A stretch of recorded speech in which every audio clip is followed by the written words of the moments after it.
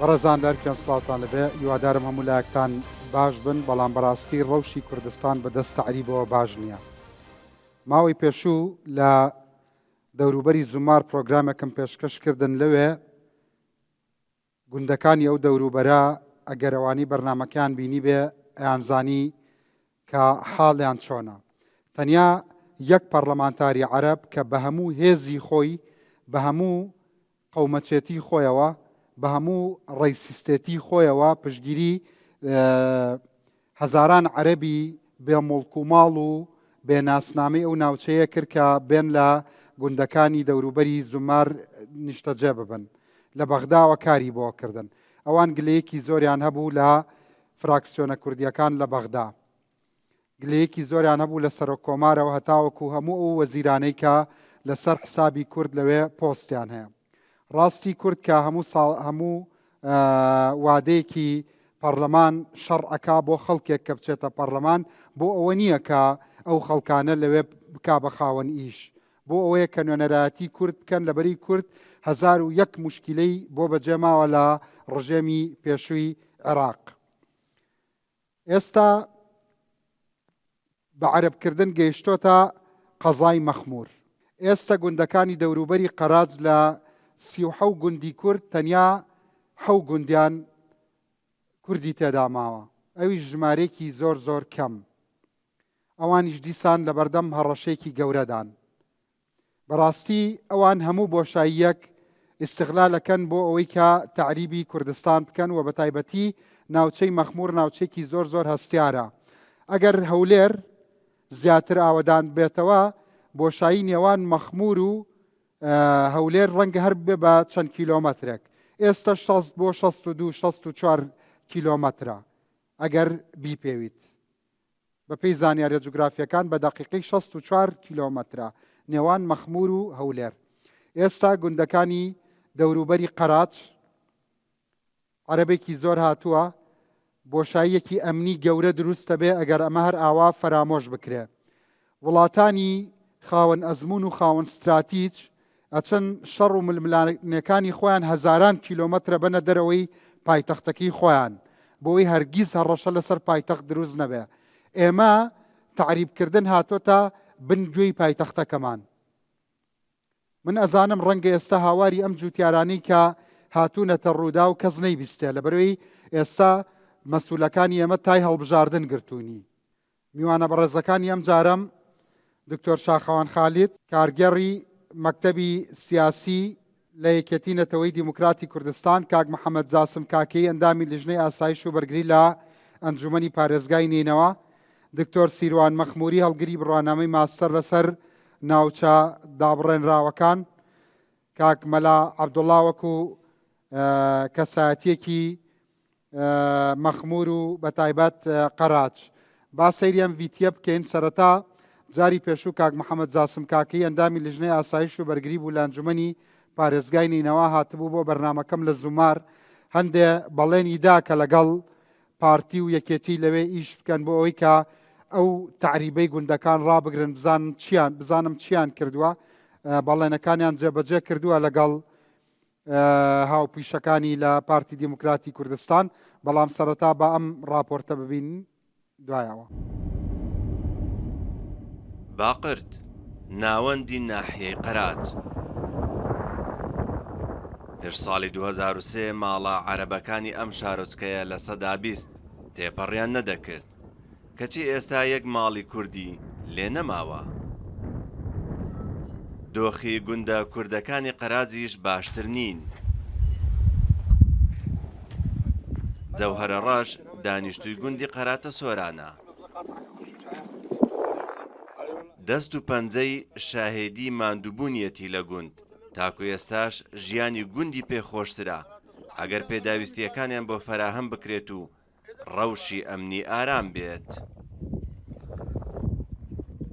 داوا لە حکوومەتی هەرێم دەکەین بەڕاستی بەهانەمانەوە بێ، بەڕاستی گوندە کوردەکان خەریکە هەمووی سۆلبی، یعنی هیچ گوندە چوهامان نییە لە مارە و دوو مار و گوندە گەورەکەمان دەماری تێدامایە. لۆ وەزی ئەمنیشمان باش نییە، باش نییە بەڕاستی. ئێستا شەوانە نەخۆشێکمان دوو پشکەشی پێوە دەدا یان نەخۆش دەکەوی دەبی هانای لۆ عسکەری بێ عسکەری ئەو هەتا زیاز دەکەم تا بە شەو بەس ئەم لەو گوندە دەبینێمەوە فقط بە شەریت کە لەو گوندەی نامی بەپێی ئامارێکی قایمەقامیەتی مەخمور پێش ساڵی 2017 نزیکەی 2000 ماڵی کورد لە گوندەکانی ناحیەی قەراچ هەبوون کەچی ئێستا لە کۆی 37 گوندی کوردی کەمتر لە 50 ماڵ ماونەتەوە. ناحیەی قەراز کە گوندی باقرتەیە یەک مرچ عەرەب نەبووە مرچ عەرەب نییە هەمووی کورد بووە یەک عەرەبیان نەبوو بەس ئێستا کە هەمووی بووتە عەرەب یەک کوردی تێدا نییە بەڕاستی حکومەتەکەی وان یارمەتیان دەدا وەکو حکومەت ئێمە نییە حکومەت ئێمە ئەگە بچی خانێکی بکەین زار پێشە 30 وەرەقەمان لێ دەستین 25 وەرەقەمان لێ 20 وەرەقەمان لێ دەستین ئەو زەڕێ پێدانمان لۆ دەکەن بەڵام ئەوان کە خانێکی لە کوردەکان دەکڕن پەنجەمۆرشیان پێ دەکەن لە دادی یەکسەر ئەوەی پارەکەی لێ نووسرایە چەندیان بە خانێکەدا یەکسەر حکومەتەکان دایانداتەوە ئەوان خزمەت گوزاریان لۆ دەکرێت هەموو شتێکیان هەیە بەڵام بە نسبەتەمە هیچ شتێکمان لۆ نەکرایە ئاوای لێبێتن هیچ نامینی ئەو گوندانە بڕوانان لە لاسۆر مارەشی لێنە برایم باول یەک ماری لێنە ئەوهاوی بەرەبەرە دێتە پێش ئەرە وەخوای ئەو هابێتن هەتا قەرەچووغی دێتن ئەمە دەبی لە پشت قەرەچووغی تەمەشایان بکەیت. ناحیەی قەراچ لە 77 گوند پێک هاتووە چلیان عەرەب و 37یان کوردن لە کۆی 37 گوندی کوردی تەنیا 7 گوند ئاوەدانە. لەسەر دیواری قوتابخانەی گوندی گردگرا و نووسراوە بژی پێشمەرگە و کوردستان بەڵام گوندە کوردیەکانی ناحیەی قەراچ نە پێشمەرگەی لێماوە و خەریکە سیمای کوردبوونیشی لێ ڕەش بێتەوە. مستەفا گۆران ڕوودا و ناحیەی قەراچ. بەڵێ ئەوە تەواوی زانیاریەکانە و ئەوە ڕەوشەکەی لەوێ کاک محەممەد بەخێر بیتەوە. زۆر سپاس. جاری پێشوو لە زومار لەگەڵم بوویت وتت ئێمە دوو کورسی ئەنجومەنی پارێزگای یەکێتی و چواری پارتی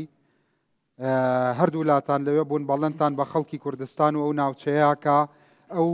دەستەی کە لە پشت ئەو تعریبەوە بوو کە بە تایبەت ئەتانوت پەرلەمانتارێکە ڕای بگرن چیتان کرد؟ بەڵێ بەناوی خوای گەورە و میهرەبان زۆر سپاس بۆ جەنابت و بۆ هەموو ئەم تیمە ڕێزسڵاوم بۆ هەموو ئامادەوان هەیە. بەڵێ کاک ڕەنج بەبیرمە کە لە سنووری زومار دیپەیتێکمان کرد سەبارەت بە ناوچەکانی زومار و بارودۆخی کوردانی ئەوێ. هەڵبەت ناوچەی بەردیە یەکێکە لە کوردنشینەکان کە لە مێژە کوردانی میران و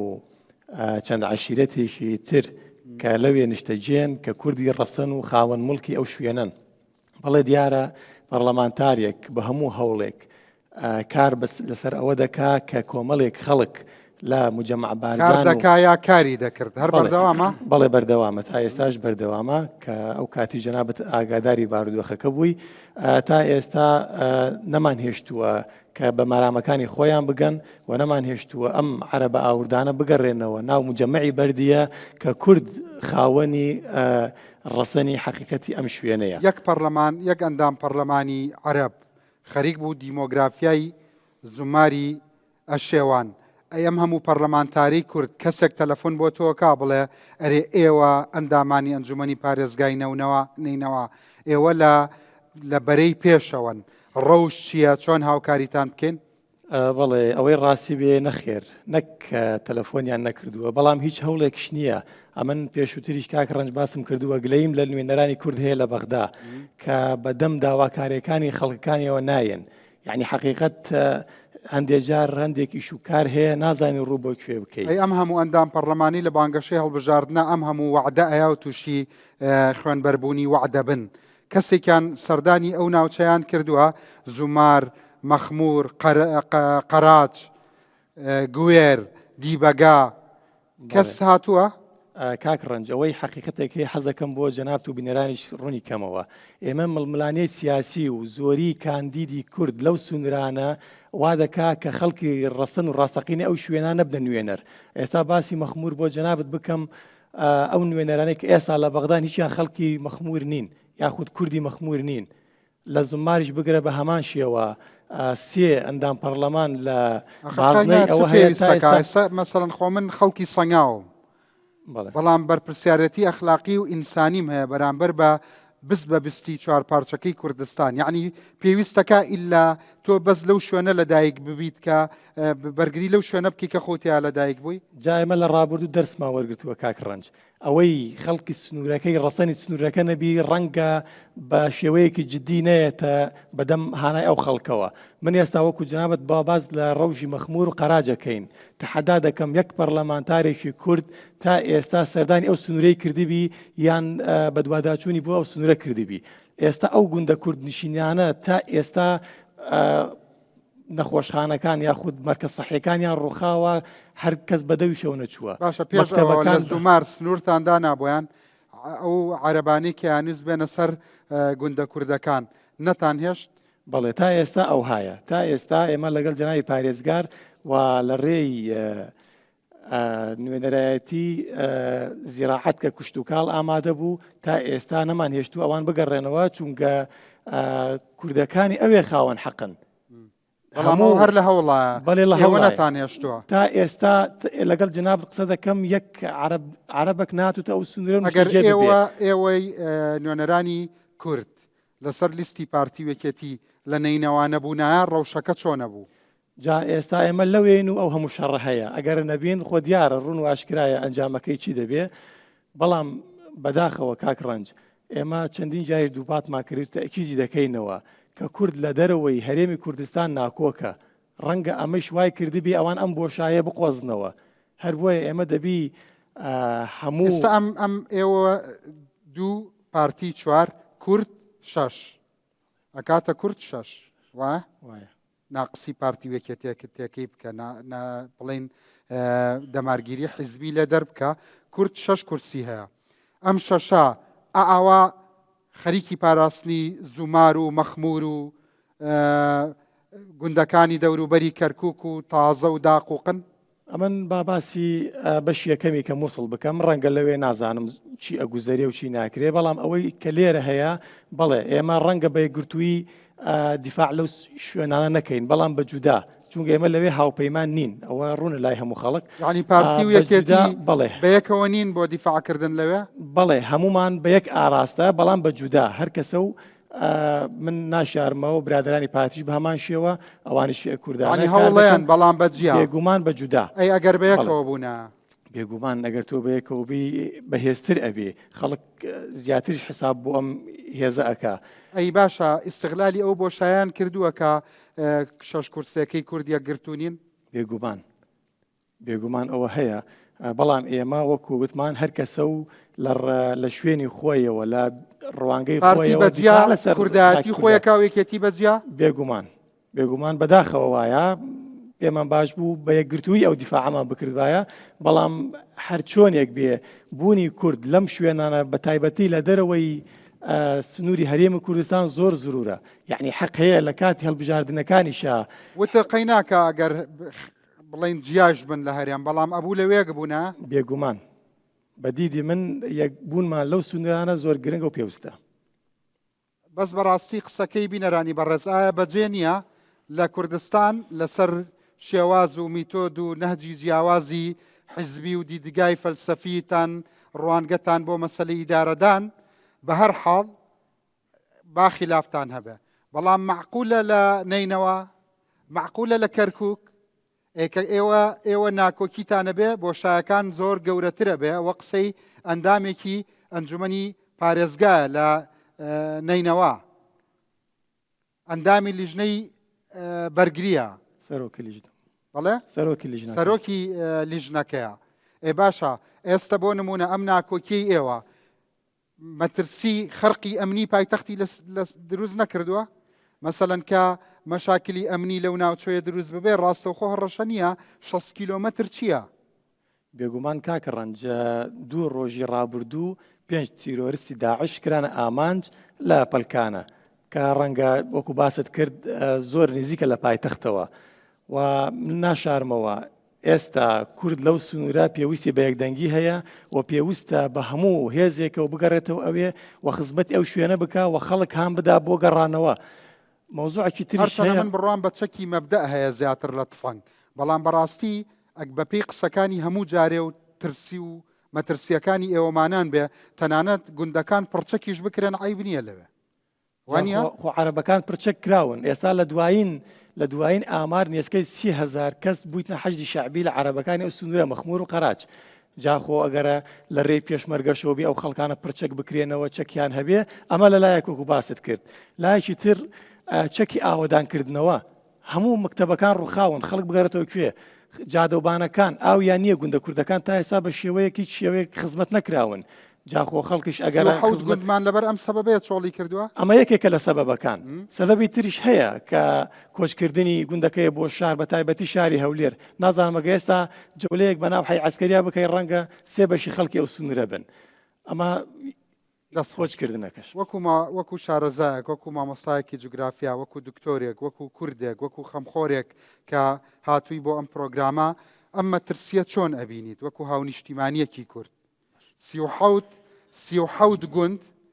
حوتی ماڵی تیابێ حوتەکەیش تاکوتەرا ئەمە چی بەتۆڵێت زۆر سپاس کاکە ڕەنج دەستخۆش لەو بەرنامەیەت و لێرەوە ڕێز و سڵاوم هەیە لەو برادرانی کە لێرەیە ئەوەی کە گرنگە زۆر ئەمە پێشوی باسی ئەو بابەتێ بکەین قەزای مەخموور وەکو ناوچەیەکی دابڕێنراو کە لە چوارچێوەی مادەی 140 ئەمە گەر باس بکەین ئەوی شانێک کە پێشتر بابرێن کرایە لەسەر ئەو ناوچانە بە شێوەیەکی وا کرایە ئەگەر چکە من زۆرترین توێژینەوەم لە بوارە هەبووە ئەو شتانێک کە کرایە لەسەر ناوچە دابڕێنراوەکان هەروە بە هەڕەمەچی نەکرایە زۆر بە استراتیژەکە بووە لەلایەن هەموو ڕژێمە یەک لە دوایەکان ئێستا لە پاش 2023 یعنی ئەوە گلەیەکە لە هەموو سەرکردایەتی سیاسی کورد ئەو استراتیژە بەرامبەری وی دانەدرا استراتیژەکە باە کە هەمومان لەسەر استراتیژە کۆک بین هەنێ یەک لەو خاڵانە کە ئەمە نەمانتوانی ئەو استراتیژە ئەو بکەین استراتیژەکە بابرێن باسی کرد ئەگەر ئەمە لە هەرێمی کوردستان ناکۆک بین با لەوێن دەرکۆک بین ئەوە یەک لە خاڵەکان یەک ڕێزی چونکە ئامان دەزانین ئەگەرە تو تەمشا پەیوەندیەکان نێوان هەولێر و بەغدا بکەی چکەوە ئەو باب ناوچان هەموو بەشەکە لە بەسای ئەزانی هەندێک جار کە باسی ناکۆکیە کرێت قسەکەت بە شەکر و گوڵ بێ بەڕاستی بەزەیم بە کوردایەتەوە بەڕاستی بەزەیم بە عرقی کوردایەتەوە وەرە لە ئەدەبیاتە وەرە شاعری کلاسیکی 100 ساڵ پێش ئێستەی داوای یەکڕیزی کردبێ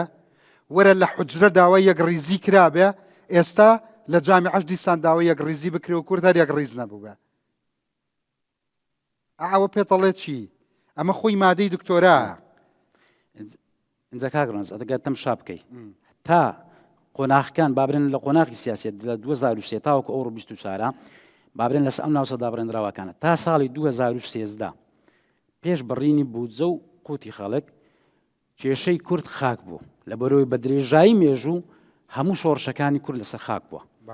هەتا 2013 مووقیفی کورد لە نێودەوڵەتی و دەوڵەتانی هەرێمی لە لووتکەدا بوو یعنی ئەو سەردانانەی وەزیر و بابرێن سەرۆش کۆمار و ڕێز سەرۆک وەزیرانی هەموو وڵاتان ڕویان لە هەرێم دەکرد لە بەرەوەی ئەتوو کێشەی خاکەتە بوو شەڕ دەکرد لە سەمادەی 140 لە پاش ئەوە ئەگات و خەتەچی بەیانی چارتەچی ئێستا بکەی خەتەچی بەیانی کورد لە تەنازولدایە هەتا ئەوڕۆ لۆ ئاخر جارەگەت تەمشا بکەی دانیشتنی شاندی هەرێم لەسەر لیستی موچەیە کەسیات و گرنگترت هەیە ئەمن ئێستا بۆ نمونە ناوچەیەک پێ برێم ئەگەر بێت و لە ساڵی 1976 28 گوند لە پارێزگای هەولێر کە لە قەزای مەخموور دەخرێتە سەر کەرکووک کە ئەو پەرکانەیە ئەو منتیقەیەکی نەفتی هەر ئەوە سەبەتەی خۆراکە و هەر ئەوە بەگەنمەکەی و هەر ئەوە بە ناوچە کشت و کاڵیەکەی زیاتر لەو پارێ نییە کە بەغدا ئەم هەموومان بەسەراکە زۆر زیاترە ئێستا بابرێن ئەو ساڵ لە سالی و مەخموور زیاتر لە 200,000 تەن گەنم وەرگیرایە یعنی ئەوە پێکە پێ دەرن سەبەتەی خۆراکی عێراق ئەو بەڵگەی لەسەرەوەی لە بەرەوەی 100,000 تەن بەس لەو منتیقەی کە عەرەبەیەوە لە مامسەنە لە بە کۆی گشتی قەزاق آخر کۆی گشتی خۆ هەر دیبەگەشت لە بەردەم هەڕەشایە بەڵام بە قۆناغ خۆ مەلاقەرەش خۆ گوێریش خۆ گوێر داعش هات پەلاماری کوێیە اینجا کاکڕانس بامە بێنە سە ناوچەکە لە 2013 کە حالەتەکەەوە دەبێت اینجا شەڕی داعش دێتن و بە دواتر بەداخەوە ڕووداوەکانی 16 ئۆکتۆبەر دێتن لە پاش ڕووداوی 16 ئۆکتۆبەر قەزاکە دابش دەبی لۆ دوو بەش ئەمە چیاکمانەیە برادران شارەزانینە چیاەکە چای قەرچووخە ئەو دیوەی دەکاتە حکوومەتی هەرێم ئەو دیوەی دەکاتە حکوومەتی عێراقی ئەو ڕوبەری حکوومەتی عراقی لە دەستیتی بە پێی ئەو دێتێکا من کردیتمەوە ئاخیزار قەزاکە بەخۆی 2693 کیلۆمەتر مربع 1450 لەژێر دەسەڵاتی حکوومەتی عراقا بەشەکەی تر واتە 141 لە دژ لەژێر دەسەڵاتی حکوومەتی هەرێمە ئەوەی کە لە ژێر دەسەڵاتی حکوومەتی عراقا بۆشایی ئەمنی زۆر هەیە بۆشایی ئەمنیەکە خۆی لە 475 کیلۆمەتر مربع دەگەتەوە و زیاتر 49 گوندی کوردی چۆلە بە قەزا بە سەنتەری قەزاوە هەر ئەوە نییە 37ەکەی قەراز بەڵکو لەولایش زۆر گوندمانەیە ئەو مەسافەی ئەوەی کە تەمشاش دەکەی لە جوگرافی و ئەوەی کە بۆشایی ئەمنیەیە هەر گوندە کوردیەکەیە ئەوەی خڕوقاتی ئەمنی لە دەبی هەر لە گوندە کوردیەکە دەبێتن ینی ئەوەی ئەمنیەکەی ئەمە بابەتەکە هەیە زۆر گرنگە دەبی ئەمە ئاماژە بەوە بکەین لە عێراق هەموو شتێک بە سیاسی کرایە ئەو ناوچانە ئەمنیەکەت بە سیاسی کرایە ینی ئەگەر جوولەیەکی ئەمنی لەوێ ڕوودەدا دافعشی سیاسی هەیە ئەگەر جوولەیەکی بابنەی اقتصادی ئەگەر دژی زوتیاران بڕیارەگری ئەوە دافعشی سیاسی هەیە ئەو دافع سیاسیان ئەوانش دەجوولێنرن دژی ئەو ناوچانەدا لۆی ئەگەر ئەمە بەهات بە باسی کە استراتیژەمان هەبەر لەو ناوچانەی کۆکبانێ لەسەر خاڵەکان نەگەشت بایەکە ئێستا کۆمەڵک ڕێککەوتن هەیە دواتر دین باسی دەکەین ینی ئەوانە گومانی لەسەر ئەو ناوچانە و مەسیری مادەی 140 ئێستا مەزهولە بەڕاستی و ئێستا ئەتوو على بوابی سەرژمێری دانیشتوانی ینی 2011 سەرژمێری دانیشتوان دەکرێتەوە یەکێک لەو بابەتە هەستیارانەی ئەگەر ئەتوو دەرفەتەکەم بدەیت لەوەی باز بکەم لە هەموو عێراق لە ڕۆژی ئەو عێراقی لە 1920 کە دروست بووە هەتا ئەوڕۆ هەشت سەرژمێری کرایە لە 27 حەزم لە قسەکانتە و قسەکان و فەرمایشتەکانی زۆر بە گرنگەزانم دوای ئەم ناوبڕەدی ساندێمە وڵات بۆم باس بکە کەواتە ئەوەی کە ئەوترە 37 گوند 37 نییە چۆڵ بۆ 49 گوندە وە باشە اینجا بۆم باس بکە بۆ کوردستان مەخمور یعنی چی ئەم چوارناحەیە بۆ کورد بۆ پێوترێ سەبەتەی خۆراک ئایا بۆم باز بکە بەهای کشت و کاڵێکەی وتە 200,000 تۆن بەزگەنمی هەبووە ئەی سەروەت و سامانەکەی ژێر ئەرزی چییە باسی مەخمورم بۆ بکە و دەرفەتە دەدەمێ باسی ئەو لایەنە ئەمنیشم بۆ بکە کە مەترسی لەسەر پایتەخت چۆن دروستەکە ئەگەر فەرامۆش بکرێ دوای ناوبڕەکە هەموو ئەم شتانم بۆ بگەڕیتەوە و باسی مەترسی سەرژمێریەکەشم بۆ بکە ئەگەر ئێمە لە هەولێر و لە هەولێرەوە دانیشین سەیری مەخمور بکەین و ئەوان سەرژمێری بکەن بۆ ئایندە تەئسیری لەسەر مادەی 140 چییە بێت ئێستا ئەگەڕێمەوە بینەوە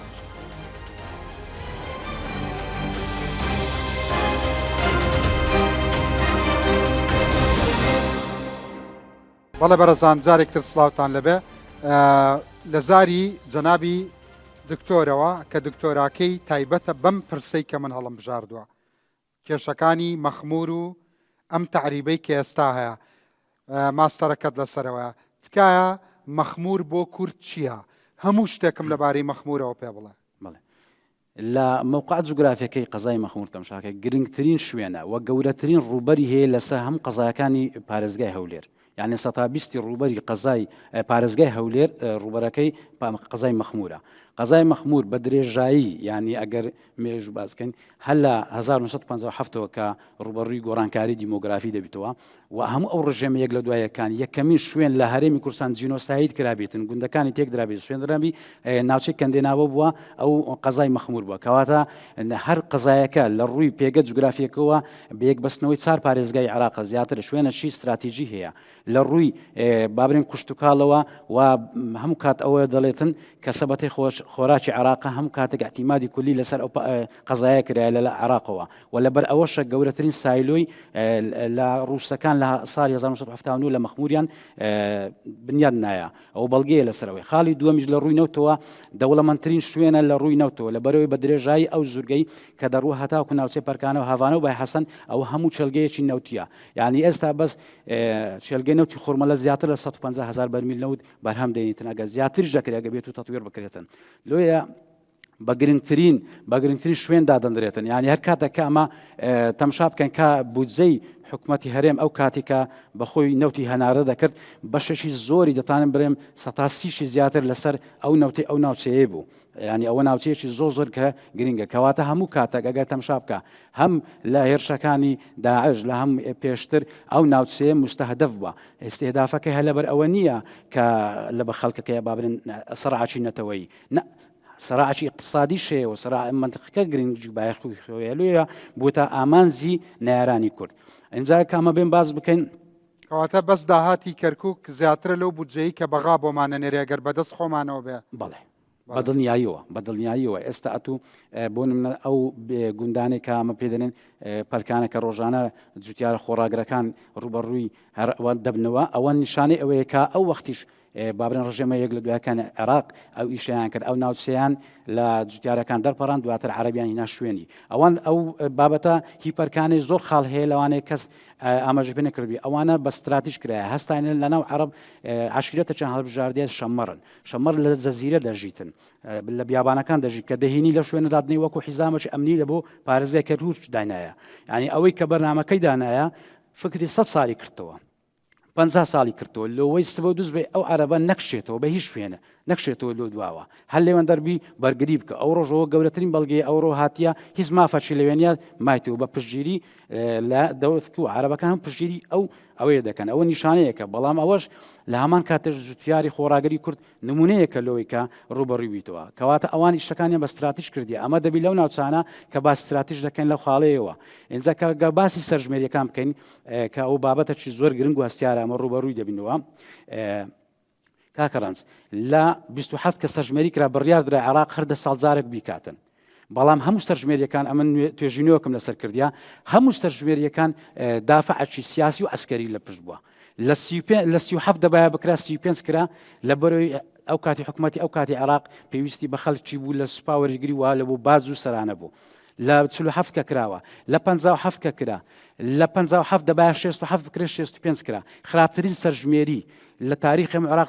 65 بووە لەبەرەوەی ئەو کاتی شۆڕشی ئەیلول هەبوو هەموو ناوچەکانی هەرێمی کوردستان ئەو کاتی لە شەڕدا بوو ئەوانە سەرژمێریان کرد لۆیە ئێستا گە بەراورد زۆرتر بێ بەڵێ عەرەب زۆرتر بووە ڕێژەی کورد چونکە هەموو سەرژمێریەکان داتایەکە کە دەردەچیتن نەتەوە یەکگرتوەکان احتیمال لەسەر ئەو داتایە کە کوردیان دەربەدەر کردووە یانوێ سەرژمێری بکەن بەس زەبەت ئێستا ڕێک ئەوەی دەگەڕێنەوە سەر 65 یعنی ئەوەی کە ئێستا هەیە وەخا لە چتر دەیگەڕێنەوە سەر 57 ئەمە زۆر زار هەیە سەرژمێری 57 تا ڕادەکی باش پێمان باشە بەڵام ئەمن ئەویش ڕەخنەم لەسەری هەیە لەبەرەوەی ئەو شەرعیەتیدا بە عەرەبی حەویجە کە لە 36 هاتن لەو سەرژمێری تۆمار کرابن ئێستا بوونە خاوەنی حەویجەی یعنی ئەگەرە تو بێت و ئێستا لە 24 سەرژمێری بکرێ شەرعیەت دەدێ پاش 2023 هەتاوەکو ئێستا چێ لەوێ هەموو تۆمار دەکرێت ئێستا گەرێمە لە هەولێر و سلێمانی و دهۆک و هەڵەبجەوە بڵێ دابنیشین و سەیری ڕەوشی مەخمور بکەین ئەگەر نەجوڵین ئەگەر لە سەرۆک کۆمارەوە تا هەموو نوێنەرانی کورد تاوەکو سەرکردایەتی پارتی و یەکێتی نێنە دەنگ مەسیرمان بەرەو چۆ دەڕوە مەسیرت دوای قەرات سەرەی کوێیە کام ناحیە کە مەخمور لە دەست چوو ئینجا سەرەی چی دێ ئێستا زۆربەی گوندەکانی بە ئێستاش بڕۆ تەمشا نەخشەی قەزای مەخمور بکە زۆری گوندەکان کوردنیشینە بە ناوی کوردیە و عەرەبی لێ نیشتەجێ بووە کە لێ دەپرسی هەمووی لەگەڵ شاڵاو هاتیە و لە سەرژمێریەکان تۆمار کراوی ئێستا بتە هاوڵاتیەکی ئەوێندەر ئەگاتوو لە 57 بۆکو کە ئێستا بانگەشەی لێ دەکەن کە ببتە پێوەەر لە سەرژمێری ئێستا لە 57 لە ناو سنتەری شاری مەخمور یەک عائیلە هەبووە عەرەب بووە حتا شاکر خەسباگ لە کتێبەکە خۆی باسی دەکاتن کە یەک عائیلە ناوی ئەحمەد عارەب بووە لە سنتەری قەزاکە یەک خانەوادە هەبوو یەک خانەوادە ئێستا خانەوادەیە نەمایە 300 کەس 300 عائیلە هەیە بەزەو خانەوادەش نەمایە هەن لەوێ ژەوانش ڕۆیشتینە بەڵام ئێستا 300 زیاتر من دەتانم برێم چەند گوند ئێستا عەرەبی تێدا بە ڕەسمی داگیریان کردو بەس ناوە کوردەکەی وەکو یادگاری و نوستالیجیا بۆ کورد ماوەتەوە زۆرە زۆر هەیە ناویشی گۆڕدرایە ئێستا بۆ نمونە زۆر گوندەیە بابن ناوەکەت پێبرم جارەڵا کە گوندێکی عەرەبە بەڵام ئەسلی شێر کوژرایی ینی ئەوە هی گوندێکی کوردی بووە تر ئەوانە خۆی ئەو تەعریبەیوان دەگەڕێتەوە زمانی مەمالیکەکان لە بەغدا بوونە 1950 یعنی ئەو بەرنامەیە 200 سارە لە سەهرێمی کوردستان تەطبیق دەکرێت 200 سار پارەیان دایتەوە عەرەبانە ئێمە خەمەکەمان بەقەدەرەوە بێ کە 200 ساڵە پیلانمان بۆ دانن کێشەکەوەیە ئەمە هەتاوەکو لێمان دەخەومە ئینجا باسەوە ئێستا لێمان قەوماوە ئەمە بەس پەرچەکەتا لێمان قەوماوە و یەکێتی و پارتی دابەش بوون بەسەر خەڵکی ترا لە ناو نینەوە یەکنین ئەوە تا لێمان قەوما و لە کەرکووک یەکنین لێ قەومان لەمە زیاتر لێ قەومانە دکتۆر تۆ دراسی ئەمەد کردووە ئێستا تۆ پێ وایە یعنی لەمە لێ قەومانتر چییە مەگەر ئەنفال بێتەوە. بەڵێ ئێستام باسم کرد کە ئەوە گەیشتنا و قۆناغێکی ئێستا هەیە لۆیە ئەگەر بکرێ ئەما لێرەدا هەر بە قساکە فڕێدەین و حالیشمان پێنەبی ئێمە چارەسەر ئەوەیە ئەو سەرژمێری 2024 بە هەموو شێوەیەک وا باشترە کورد بایکۆت بکاتن بایکۆتی ئەو سەرژمێریە بکاتن ڕاستە لەسەر لە باسی دەکاتن زۆر کەسەیە لەوانەیە نەتەوەیان دەری نابی مەزهبیان دەری نابی بەڵام خۆی لە خۆیدا ئەتوکە عەرەبەکەت تۆمار کرد لە گوندەکەی لەوێ خۆی لە خۆیدا ئەوە گۆڕانکاری دیموکراتیا سە جەنابەت ئەم شتە جوانە نازانیت ماستەرت کردووە لەسەر ئەم مەسەلەیە لێ کۆڵینەوەی هەمەلایەنت کردووە ئاگاد لە مێژوو جوگرافیای ناوچەکە ئەو پیاوەش ئەندامی ببوورە سەرۆکی لیژنەی ئاسایش و بەرگریە لە ئەنجومەنی پارێزگای نینەوە قەت ڕۆژە لە ڕۆژان کەسێک ناردی بە شوێن تا بۆ داڕشتنی استراتیجە دا و دەستگایەک بە تۆی وت ئەرێ دکتۆر وەرە بزانە چی بکەین چۆن ئێمە پلان دابنێن ئاگاد لە هەموو سەرژمێریەکانە چی بکەین چی نەکەین تۆ هاوشێوەکانی تۆ کەس دێتانە پرسێ ئەمن بە خۆم دەست پێش خەریم کردیە کاتێک بینیم بۆ ماوەیە کە لە مەخمور دەرگیان بۆ کردیتەوە نەخێر ینی لەبەر ئەوەی ینی تۆ نەگنایان لە دەرگا و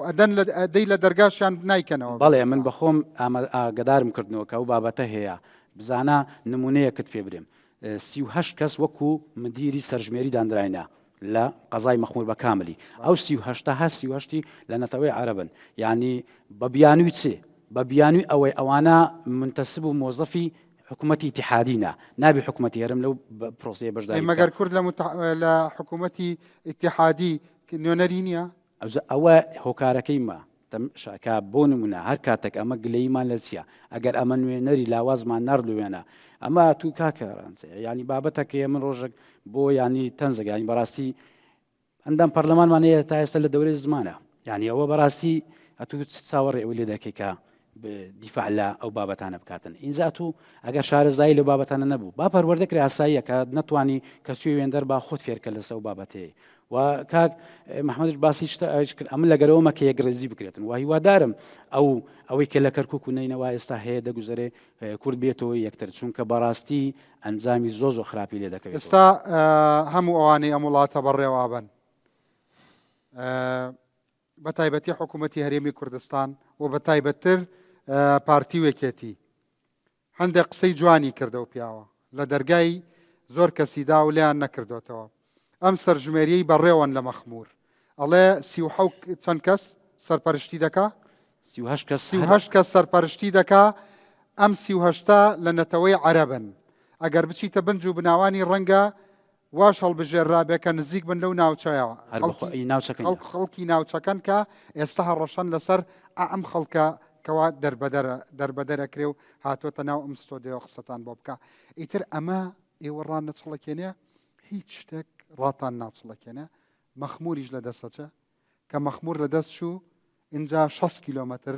اینجا پایتەخت مەترسی دێتە سەر کە پایتەخت لە دەست چوو هەر وڵاتێک پایتەختەکەی لە دەست چوو شارەکانی تری تەواو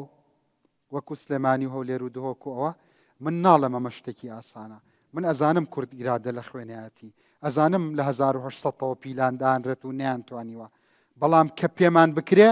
کە کورد پێی بکرێ بۆ دانیشێت کوردێکێکە لەو نەتەوانەی تەحملی نییە مناڵەکەی بە سروشتی پێ بگرێ ئەچێ ڕەوڕەوەی داهێنا بۆی نەکەوێ هەستێتە سەر پێ من ئەمە ئەزانم بەڵام کە ئێمە لە بزر و لە نەوەی ئەو ڕەگەزەبین کە باو باپیرانمان ئاوا ئێران پاراستووە بۆ دابنیشین بە دیار وێران بوون و ڕاکردنی کوردەوە لە مەخمور لە زومار بۆ سنوورێک دانەنین بۆ ئەم تەعریبە من ناتوانم لە کاتی وایە ڕۆژنامە نووس بم و بە پێم وایە و پێوانە بەرنامەکە پڕ بکەمەوە بە جەمع قساکەم ئەڵێم بۆ بهێڵین ئیتر بە هەر پرۆفێشنەڵ نەبم پرۆفێشنەڵی چییە کورد نەبێت مامەسا تۆ ئەم مەترسیانە چۆنە بینیت وەڵام دەست خۆش زۆر سپاس دەکەین بەڕاستی ئەوەی من مبالغاکەم یا من پیاوێکی ترسنۆکەم یا تۆ شەترسیت هەموو ئەو قسانەی دەکەی زۆر تەواوە بەڕاستی مەخمور مەغدورە مەخمور شارێکی بێ خاوەنە یعنی کەس خۆی ناکاتە خاوەنی مەخمور یعنی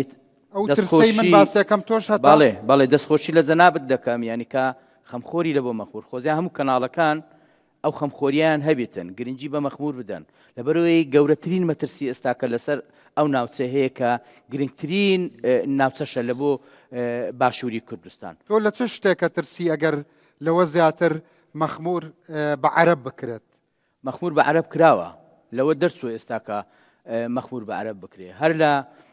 ساڵی 1996 کە مەخمور خرایە سەر مووسڵ بە فەرمی هەر لەو ساتەوە لە پێشتریش تعریف هەبووە هەر لەو ساتەوە ئیتر بە بەردەوامی عەرەب هێنراوەتەوە ناوچەکە لە هەمان کاتدا هەموو ئەو زەوی و زارانەی کوردانیش بە تایبەتی قەراز کە ئێستاکە بابەتمانە لەو ئەوە زۆربەی زۆری ئەو عەرەبانەی کە هێنراوەنەتە ئەو ناوچەیە گرێبەستیان بۆ کراوە. ڕاست ئێستا دەرێن گرێبەستەکان ڕاگیراوە و لەولا ناکرێ و بەڵام ئێستاکەش هەموو ئەو عەرەبانی کە ئێستاکە هاتوونەتە قەراز زەویەکانی کوردانیان بەناو کرایە بۆ خۆیان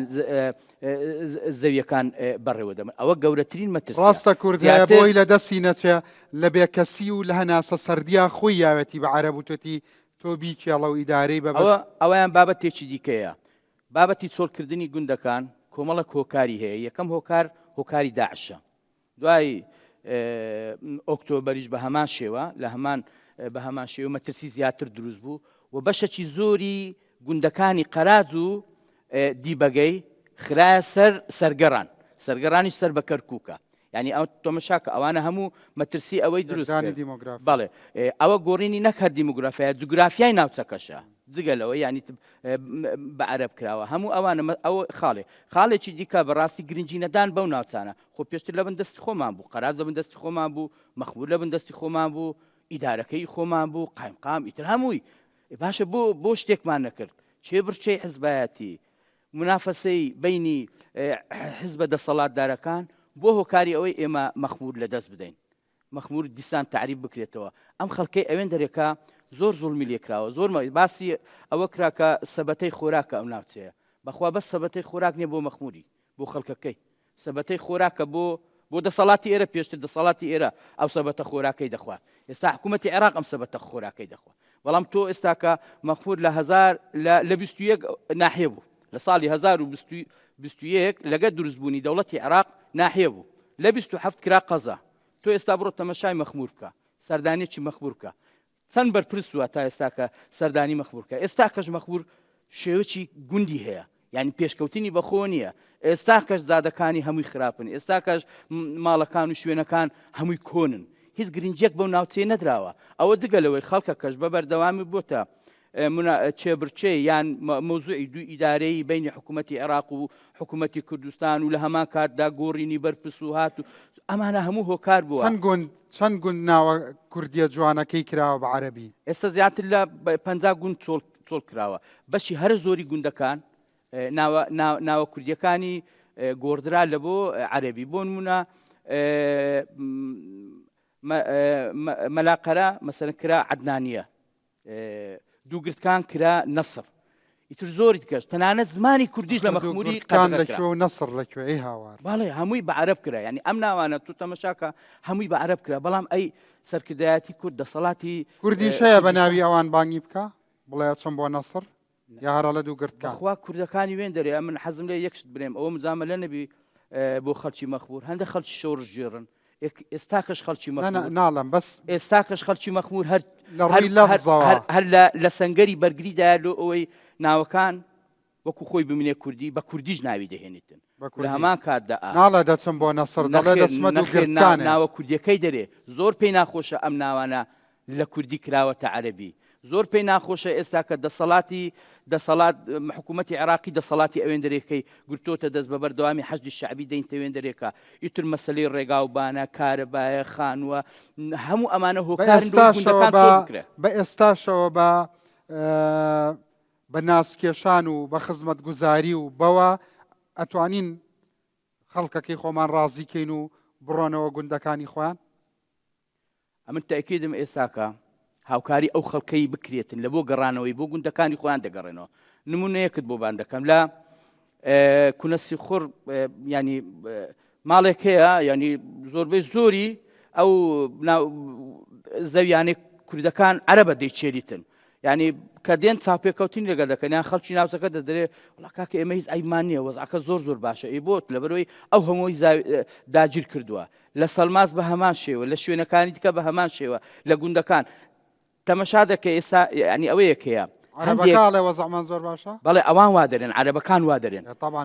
بەڵێ بۆ ئەوان زۆر چاکە ئینجام نمونەیەکی کەت بوو ئەوم بۆ باس کرد لە بۆی ئەوە باسکەم ئەو کوردانەی ئێستا کە دەگەڕێنەوە سەرخاچی خۆیان کە ژمارەیان زۆر کەمە لەبەرەوەی زیاتر لە 50 گوند لەوێن دەرێت چۆڵ کرایە جاروبار لەبەرەوەی ناتوانانی عائیلەکە و خانەوادەکەی خۆی باتوێن دەرێ بەڵام لە کاتی دروێنە لە کاتی چاندن لە کاتی ئەوە تاکە کەسێک پیاوێک ئەچێتن ینی زەویەکەی خۆی دەچێلی و زەویەکەی خۆی چاکەکە و لەسەر زەویەکەی دەبێت ینی کاتێک کە لێی پرسیار دەکەن کاکە تو بۆ بەتن دەرێ من عیلەکەم نایە لەبەرەوەی لە مەترسیدایە مەترسی داعش مەترسی حەجی شعبی مەترسی چەکدارانی ئەو ناوچەیە ناتوانێت بێ لە هەمان کات دەڕێگاوبان نییە کاروبار نییە ئەمنیەت نییە ئەوە هەموو بۆتە هۆکار لە بۆ ئەوەی کەوا خەڵکەکە نەگەڕێتەوە باشترین پێم وایە باشترین پێشتر ئەو ناوچانە لە بندستی پێشمەرگەی بوو هیچ کێشەی نەبوو وڵای عەشیرەتی خەڵکی هەیە ئەوەندە دەماری غیرەت لە گیانیە گوندی سەکەنی بۆ دروست بکە لەو گوندانە هەتا ئەو دیوی مەخموور دەڕوە بەڵێ من تاکیدم هاوکاری ئەو خەڵکەی بکرێت پێشمەرگا لەم هەولێرە پێشمەرگا ئەمنیەتی ئەو ناوچانە بگرێتەوە دەست پێم وایە خەڵکێکی ئێجگار زۆر دەگەڕێتەوە ناوچەکەی خۆی دەگەڕێتەوە سەر ماڵ و حاڵی خۆی دەگەڕێتەوە سەر زەوی خۆی و زەویەکەی خۆشی دەچێری سنووری مەخموور لە ڕووی دەوڵەمەندی باشە بۆ بەس پێشمەرگا ئەی ئەو هەموو بربژێرەی کورد ئەو هەموو ئەندام پەرلەمانەی کورد ئەو برادرانە باسی ئەوانیان کرد منایە ئەی وەزیری دەرەوە ئەی مەسەلەن نازانم بیبژێری زۆرە ئەم پۆستانی کە کورد لە بەغایەتی ئەی ئەوان بۆ هەر پێشمەرگا بۆ هەر تفەنگ ئەی خەباتی دیبلۆماسی ئەی خەباتی قانونی ئەی خەباتی تەشریعی هەتاوەکو ئێستاکە هیچ نوێنەرێکی کورد لە بەغدایە هەر لە سەرۆک کۆماری بگرا هەتا دێتە پەرلەمانتار و وەزیر و مدیر عام و ئەوانی خوارەوەش هیچ کاتێک نوێنەراتی خەڵکی مەخموریان نەکردووە زۆر سپاس باسی ئێش و ئازارەکانی خەڵکی مەخموریان نەکردێ بەداخەوە سپاس کاک دکتۆر بینەرانی بەڕێز جەنابی کاک مەلا عەبدوڵڵا کە ناوی گوندێکی کوردستانیشە وەکو کەسایەتیەکی مەخموور و قەراج لێرەیە بزانین دوای ئەم ناوبڕا ئەو لە ناو دڵی ڕووداوەکانە ئەو هاونیشتیمانیە ئەو تەپوتۆزی خەمی هەموو ئەو ڕۆژگارانە لە سیمای نیشتووە کە ئەمان بە شێوەی ئەکادیمی و بە شێوەی ئیداری باسیەکەن واتە لە ناو دڵی مەخمورەوە بۆمانە دوێت بزانم ئەو چی قسەی بهەیە بۆ ویژدانە زیندوەکانی ئەم وڵاتە پاشەم ناو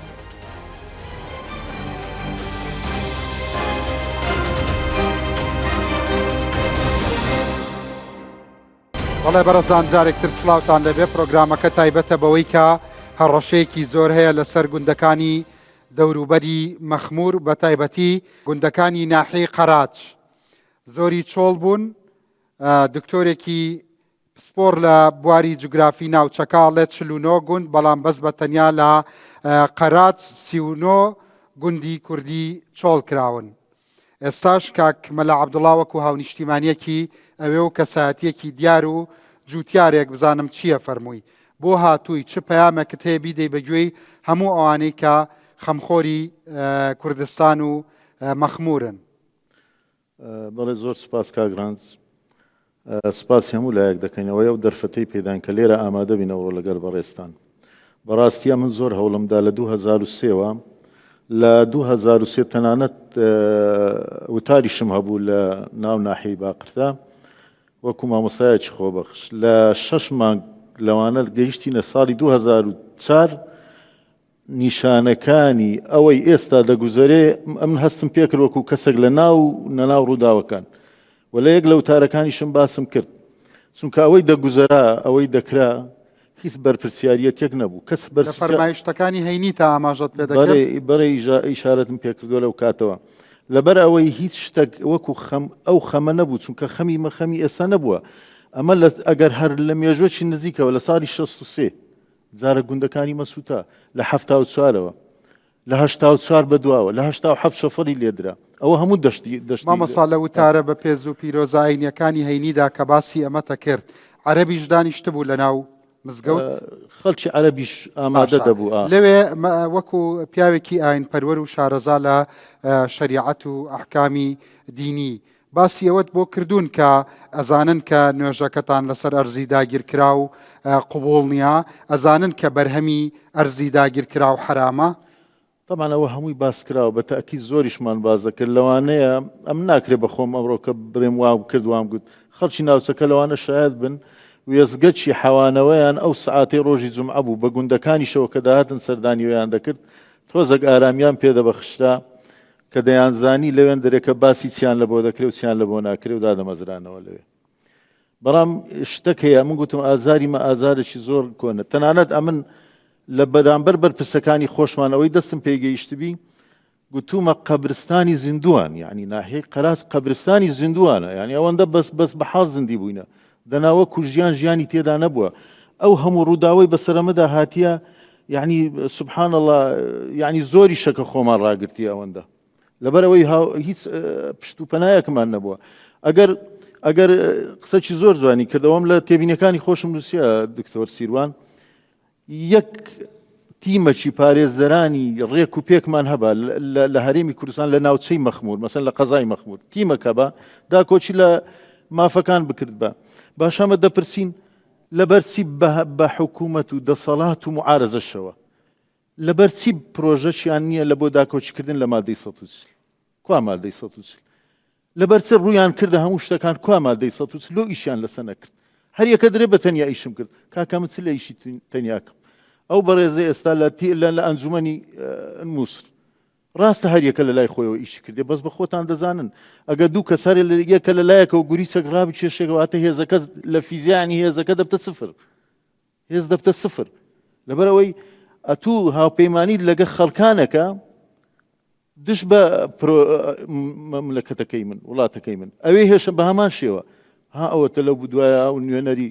سەرۆک پەرلەمانی ئەوە هەتا لێرە مەرامەکانی خۆی جێبەجێ بوو لەوێ چۆ دەرێ هەرچە چیان مەدەنی هەروەمان لێ دەکەن یعنی بە درێژایی مێشوو کامیان وای نەکرد مالیکی وای نەکرد عەبدولمەهدی وای نەکرد ئەوی وای نەکرد ئەوی وای نەکرد یعنی بەسەک ملەتی ئەوەی تۆ دەیبینی لەوێ چی ئازارت دەدات چییە ئەوەی لەلایەن خەڵکی خۆمان ئازاری داین چ بوو ئەوجا ئەوەی لەلایەن ئەوانەوە ئازاری گوندەکان ئازاری دۆستەکانی خۆمان خراپ ئازاری خەڵکی گوندەکە چییە ئێستا خەڵکی گوند هەمووی ئاوارەیە فەقیرترین و هەژارترین ناوچە لە ناوچەی هەموو کوردستان ئێستا ناوچەی باقرتی قەراجە دەوڵەمەندترین خاک و دەوڵەمەندترین خاک هەژارترین خاوەن بیری نەفت ئێستا بیری نەفت لە گوندەکەی من لەسەر سنووری گوندەکەی من ڕێک ناوەن و توخبی پێدەڕین بیری نەفتە ئێستا نەفتی ڕەشی تێدایە سەری قەپات کرا و داخلایە یعنی لە گوندەکەی من نەفتەیە لەبەر چ دەرم تیمەکە بی ئێستا زەویمان هەبووە ئێستا پارچە زەویەکمان هەیە لەوانە پیاوەکی کاتی خۆی ڕەفیق حەزبی بووە لەگەر حکومەت زەویەکەیان پێدایە هی دوو جوتیاری خۆمانە ینی هاتیە لە ناوە 120 دۆنمی هەربڕی لە 96ەوە پێیاندایە لە هەمووی سیرتر یعنی سبحان الله 42 ملیۆن دیناریان لێسان زەریبەی ئەو داهاتەی چەند ساڵە یعنی قەرەبووکردنەوەی هیچ ئاردەکەیان بردی ئێستا ئاردەکەیان برد بۆ هیوان زەویەکان بردی لە ناوەندی گوندی کورد لە ناوەندی گوندی کوردنشین ئەرە بەکاتیە 120 دۆنمی هەرگرتیە لەگەر ئەوەشدا قەرەبووی 42 ملیۆنیشی لێسەندەوە 42 ملیۆنیشی پارە لێسەندن کە گوایە داهاتی ئەوەندەتان بەدەستەوە بووە لە 96ەوە کە بەدەستیشمانەوە نەبووە ئەگەر خۆ دەستی وڵاتیان ببی ئێستا ئەنجومەنی نینەوە باشە ئەنجومەنی نینەوە هەر یەکەتان بە تیمەک ئیش دەکەن ڕاستە هەموو خەڵک پێی خۆشە قایم قامەکی کوردی مەملەکەتی خۆمان لە مەخمور قایم قامی زۆرمان پێخۆش بوو بەڵام بەرامبەر چیان کردیە لە ناحیەی باقرد چیان کردی تەمری ناحیە کوڕی علی بۆش پێدەڵێن علی بۆش قۆشەنە و مەحمەر و نازام چێ و گوندانانی هەموو داگیر کردبوو یعنی بابیوی تعریبی ئەو مەملەکەتێ خۆزگە قایمێ ناوەکانم بینا بە ناوی عەرەبەکانی کە لەوێن یعنی لە بەرامبەر شتەکەت پێدەدا بەڵام شتێکی زۆر خەتەرتر پۆستەکەت پێدا پۆستەکەتان وەرگرتیە بەڵام کاکە لەو دیەوە قەراج بە 37 گوندەوە کەتە دەست کابرایەکی کوڕی کەسە علی بۆشە کە علی بۆش بەخۆی دەیانگۆ شێخ شعیر ینی شێخی گوند داگیرکەرەکان بوو لەوانە لە ساڵی نەوەتەکان ئازاری مە زۆرە یعنی حکومەتی هەرێمی کوردستان هەر لەسەر کۆمارەوە هەر لەسەر خۆزگە ینی هەندێک زۆر تەمەلا دەکەین نەبووە بەخوا ئەوەی هەڵدەبژێدێ ئێستا ئەوەی هەڵدەبژێدێ دەست نیشان دەکەی هیچ لەسەر بنەمای دڵسۆزی نییە کە ئەوە زۆر پێویستە ئەمن با شەهادەی دکتۆرام هەبی ئەمن با نازانم چ بم ئەگەر ئەمن خەمخۆری میلەتەکەی خۆم نەبم چ بکەم ها ئەو هەموو ئەندام پەرلەمانە چ لێکەم لە بەغدا کە ئەمەی هاتیە سەردانی کردبم لەگەری دانیشتم برێ پرۆژە چییە بە هەموویانەوە گلەیمان لە ئەوەی یەک کورسی هەیە لە پەرلەمان هەتا ئەوەی دەڵێ ئەمە ساحەبی هەموو کوردستانم گلەیمان لە هەر هەمویانەیە لەبەر ئەوەی دەکرا ئێستا ئەم سەرژمێریە بە مەترسی دەزانی کە سەرژمێری من بەخۆم سەرپەرشتیاری سەرژمێری بوومە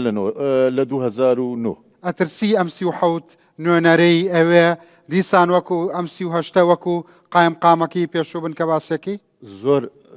زۆر بە دڵنیاییەوە تەکیدم کە هەمان تشتی بەسەر دێ و خراپتریش لەبەرچی یعنی ئێستا ئەمە ئەگەر تەماشا بکەین هەتا ئێستا ئەمە دەڕین داگیرکەرن وایان کرد بەڵام بە یاسا دەبیسمێنێ بە داتا و ژمارە و ئەو سەرژمێری بە داتا و بە ژمارە دەکرێت بە ئیتفاقیات دەکرێت باشە لەبەرچ لە 2010 کە ڕێژەی کورد ئەوە لە لامە ئەو ناحیەی کە ئێستا 300 ماڵی کوردی تێدا بوو 1612 کەس لەناو ئەو ناحیە قەراجە بوو کورد نیشتەجێ بوو پرۆژەکەمان برد ئەمە سەرپەرشتیاری هەڵبژاردن بووم لەو سنوورە پرۆژەکە مانگەیان دەسەر ئەوەی کە ڕۆژی ینی چەند ڕۆژێکمە ئەو پارە خەرج کرا هەموو ڕۆی 2009 دەستی پێکرد لە 2010 کۆتاییەکەی بوو یعنی کادیر و بەس ما خەڵک بستەماران و ئاخر شت ئیمزای لەسەر بکرێت 2009 چەند کوردی تیا بوو کە ئێوە سەرژمێریتان کرێت سەد چەنە ئەو کاتی کورد 1612 کەس بووین لەو گوندان هەر لەناو ئەوە لەناو ناحیەکە بەڵام ژمارەی کورد بەگشتی 17,300 لە هەموو قەراچ 17,300 بەخۆی ژماری دانیشتوانی تێگەڕا 31,000 بەعەرەب و کوردەوە بە هەموو گوندەکان 31,000 لە 2010 قسەی 2010 31,000 بوون حەڤەزارەکە بۆ بەچەند ئێستا ئەو ژمارەیە لە ناو ناحیە سفر یعنی وانەڵێ مامەستا نانا ژمارەکە سفرە بەڕاستی ینی هەر سفر ینی کەسی لە هەر هیچ کەس نییە 2 سال زیاترە بە هەوری تاکە کەسی خۆم 2 سال زیاترە لە دەرگەی زۆر لە پەرپرسانمدا تەنانەت هەندە بەرپرس پێی گوتم ڕێگریت لێ ناکەین باشە ڕێگری لێ ناکەین معنای چییە یعنی ئەمن هاتیمە یارمەتیم کە یان هاتیمە ڕێگریم لێ دەکەی یاننا خاچ خۆمە بسمەوە سەری ئەو پرۆژانەی ینی ئەمە پیاوەتیت لەگەڵەکەن کە ڕێو لێ ناگرن باش دەکەن لەگەرمان ڕێمان لێ ناگرن خۆ دەشکرێ ڕێشمان لێ بگرن ینی بەڕاستی ئەمە خەمیمە ئەو کاتەی ئێستا مەسەن ناومێدیەک هەیە لەلایم ئێستا من هاتم دانیشتم پێش بەڵناوەکەش گوتم وەڵی دێم ئامادەش دەبم بەڵام وەڵی زۆر بێ ئومێدیش لەبەرچی خۆمە باسی گەڕانەوەی سەر هەرێمی کوردستان دەکەین و گەڕانەوەی لە بۆ ناوچ کاکڕەنج خواتا 2017 ئەمە لە خانەقینەوە جەلەولاوە حتا دەگەین لە شنگال بەدەستمانەوە خۆ حکومەتی یاریمی کوردستان لە بەغدا دەسەڵاتێکی باشیە بوو ئایا خەڵکەکە ڕازی بوو ئاسەواری ئاوەدانیە بینی ئایا ئاساری ئاوەدانیمان بینی ئایا ڕاستە پرۆژەکە هەندێک پرۆژە خانوەک مەکتەبەک لەوێ کرایە ئەوە کرایە کارەبا لە بۆ فلانە گوند چوو بەڵام ئەمە شتمان دەوێ یعنی ڕامانگری ئێستا لە 2017 ئەو برا عەرەبانە هەرێم چی بکە ئێوە ئەڕۆنەوە خەڵکەکە دەڕواتەوە هەرێم دابینکردنی ئاسایش ئێستاەوەی دەکرێت ئەمن دەکرێت برێم لە دەست هەرێمیشمان دەرچوە ئێستا پێی برێم دابینکردن ئاسایشم لە بۆ دابینکە لەبەرەوەی ئێستا ناوچەکەی من خەڵک گلەیمان لێ دەکەن جار بەجار دەڵێن لۆ خانیەکانیان فرۆشت لە باقرد کاکە من 10 ساڵ ئاوارەی فرۆشتن زۆر دەستی پێ کردووە سەما مەسامەلا عەبدوڵڵا خەڵک زەوێ کشتتوکاڵەکانیش دەفرۆشێ کشتتوکاڵەکان دەفرۆشێ بەڵام زۆربەی کڕیارەکانی کشتتوکاڵەکان هەر کوردن کوردی دەستڕۆیشت و دەوڵەمەندی ئەو سنوورەیە لێوێ دەیکڕی جا خۆزگە هەموو کورد خەریکی کڕینی ئەرز بووە لە خاکی نەگەڕاوی کوردستان سپاست دەکەم بەخێر بێ خاڵ و حاجی سپاس خۆت گەورەی ئەمەی بەخێر بێ کاک مامەسا مەلا ڕەسوول جەنابەت چییە فەرمووی کە لێرە ئەمان باسییان نەکردووە طبعا دیارە تعریب لە ناوچەکەیمە قۆناغ بندیان وەزعی چۆنە بە تایبەت بندیان بڵێ بە تایبەت گوندەکەی خۆت بڵێ ئەمە قۆناغەکان لۆ باز دەکەم جارێ باسی یەک گوندی ناکەم دیارە لە کاتی هاتنی ئیسلام عرفەج البارقی قایدی ئەوەکەی بوو داهاتن لە بۆ مووسڵ لە هەژدەی کۆچی گەیشتنە گوندی سوڵتان عەبدوڵڵا ئێستا سوڵتان عەبدوڵڵای پێرێن ئەو کاتە وەک ناحیەک بووە ئەو گوندە ناوی نوگرد بووە نوگرد لە هەردوو کتێبان کتێبی معارف الئیسلامیە لەگەر کتێبەکەی یاقوتی حەمەوی دا باز دەکەن کە ئەو گوندە ناوی نوگرد بووە ئەو پیاوە پرسیاری کرد ئەو گوندە ناوی چ بووە گوتیان ناوی نوگرد بووە گوتی لەو ڕۆیەوە ناوی حەدیثەیە حەدیثەت المووسڵ ئەوە مێژووە ئەمە لە فتوحاتە بەڵێ یعنی لەو کاتەوە ئیتر لەو کاتەوە دەستیان بە گۆڕینی ئەوەکەی کردیە گۆڕینی ناوچەکەی کردیە لە نوگردی ڕاکردیانە حەدیثەت المووسڵ دوو چینی تێدا بوو دوو دیانەتی تێدا بوو زەردەشتیەکان ئەو یەزیدیانی ئەلعان لەگەر مەسیحیەکان ئێستا کەس دوو شوێنەوار هەیە لەوێن دەرێ پێیان دەرێن تەل البەیعە هەردوو شوێنەوار ماینە هەردوو تەل البەیعە ماینە ئەوە قۆناغی یەکەم قۆناغی دووەم لە کاتی ئیمامی عوسماندا 4 عەشیرەتیان هێنانە ناوچەی گوێر ئەزەد ئەوس خەزرەج تەی طبعا تەیەکان تا ئێستا کەس ماون هەوێرە و ئەو گوندانە تەیەکانن ئەمە هەمووی سەرچاوە هەیە کاکمەڵە هەموو سەرچاوەیە ئەوە لە کتێبی 4 ئەعوام ئەربیل في 4 ئەعوام ساری 64 نووسرایەوە 68 ئەو کتێبە زمانی عەبدولسەلام عارفی لە 1848 ئەو قۆناغی سێیەم لێ هەیەبوو عوبێد بەشەڕێن ناوچەی کەرکووک لە ناوچەی حەویجا ئەویش هینانی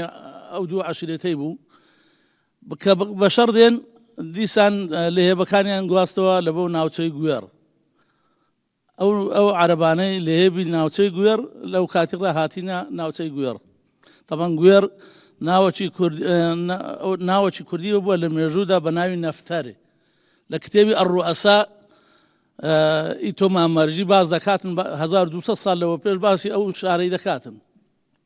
باسی مەخموریش دەکاتن قۆناغی چوارەم ساڵی 63 بووە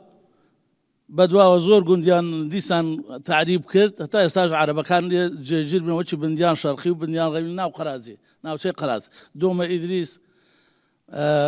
بە کاچی خۆبرێ ناوەکانیشان گۆڕین وەکی کەندە بەکرا سوورچیا زراریە ناوەکەی وەکی خۆی مای ئێستا کەش سوورچیە و هەمین مردی و کەندە بەکرایان کردە حەلوات و داوگەمیر قۆناغی ئەخیری لە دوای نوسکۆی 75 سەرگەڕانیان کردە ناحیە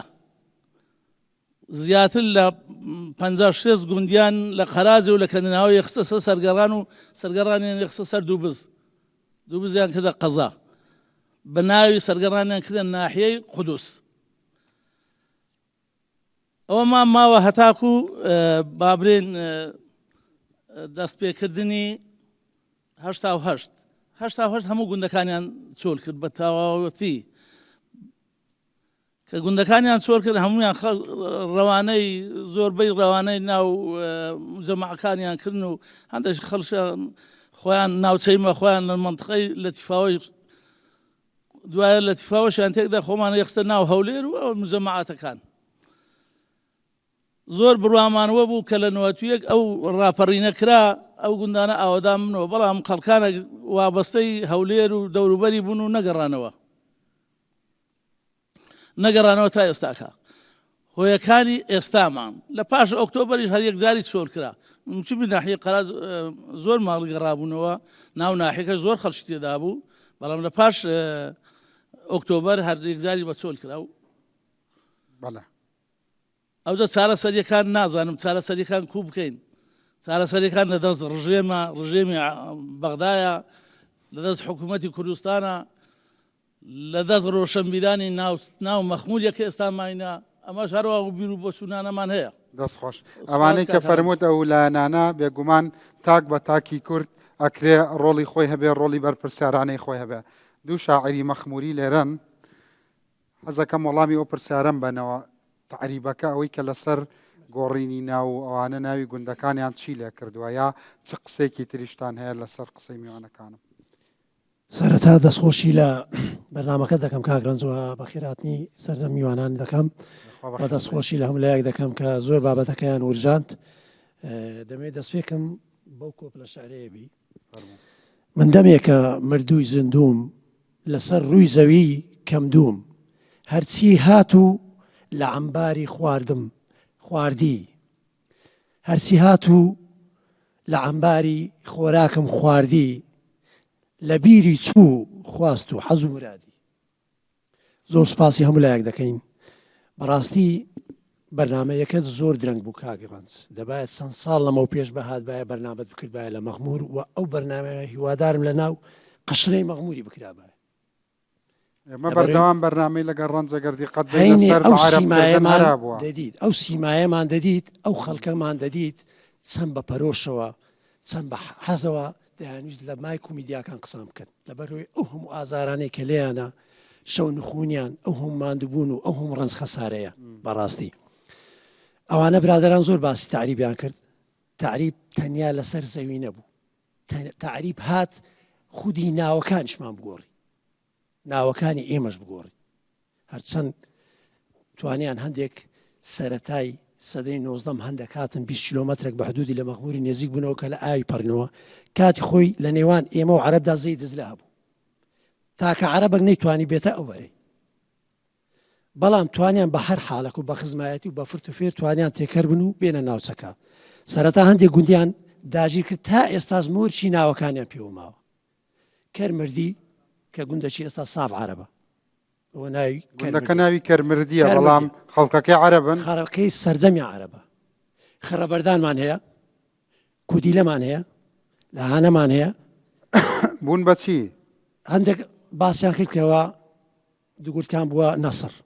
بۆ نمونە بەڵام گوندەکان کەش لە قەرازش هەندێکیان گۆڕدران بۆ نمونە ئەمن بەخت خۆی تازە بە تازە چی گۆڕاوە مەسەلەن بۆ نمونە ئەمنیان نەقل کرد بوو مامۆستابم ئەو کاتی لە مەخمور بە زۆر ئەمنیان نەقل کرد لە بۆ قەرازی ئەو گوندەیان بچم عەلەساز زۆر نابی بەڵام ناوەکەی گەڕا بۆ سڕناز کەبیر سڕناز کەبیر و سڕناز زەخیر ناوەکانی وی ناوی چییە ناوی زوڕنا بوو زوڕنا بووە بەچی بە عەرەبی سڕناز کەبیر یعنی سڕنازیان لێ نابوو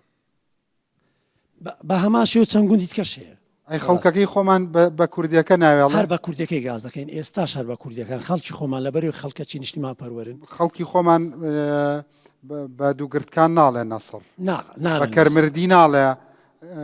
ناویتکیان ناری ناوی عەرەبیان ئەوانش ئەو جورئەتەیان ناوەکەی بگۆڕن چکە ناوەکە ناگۆڕی لێیان پیان ناگۆڕی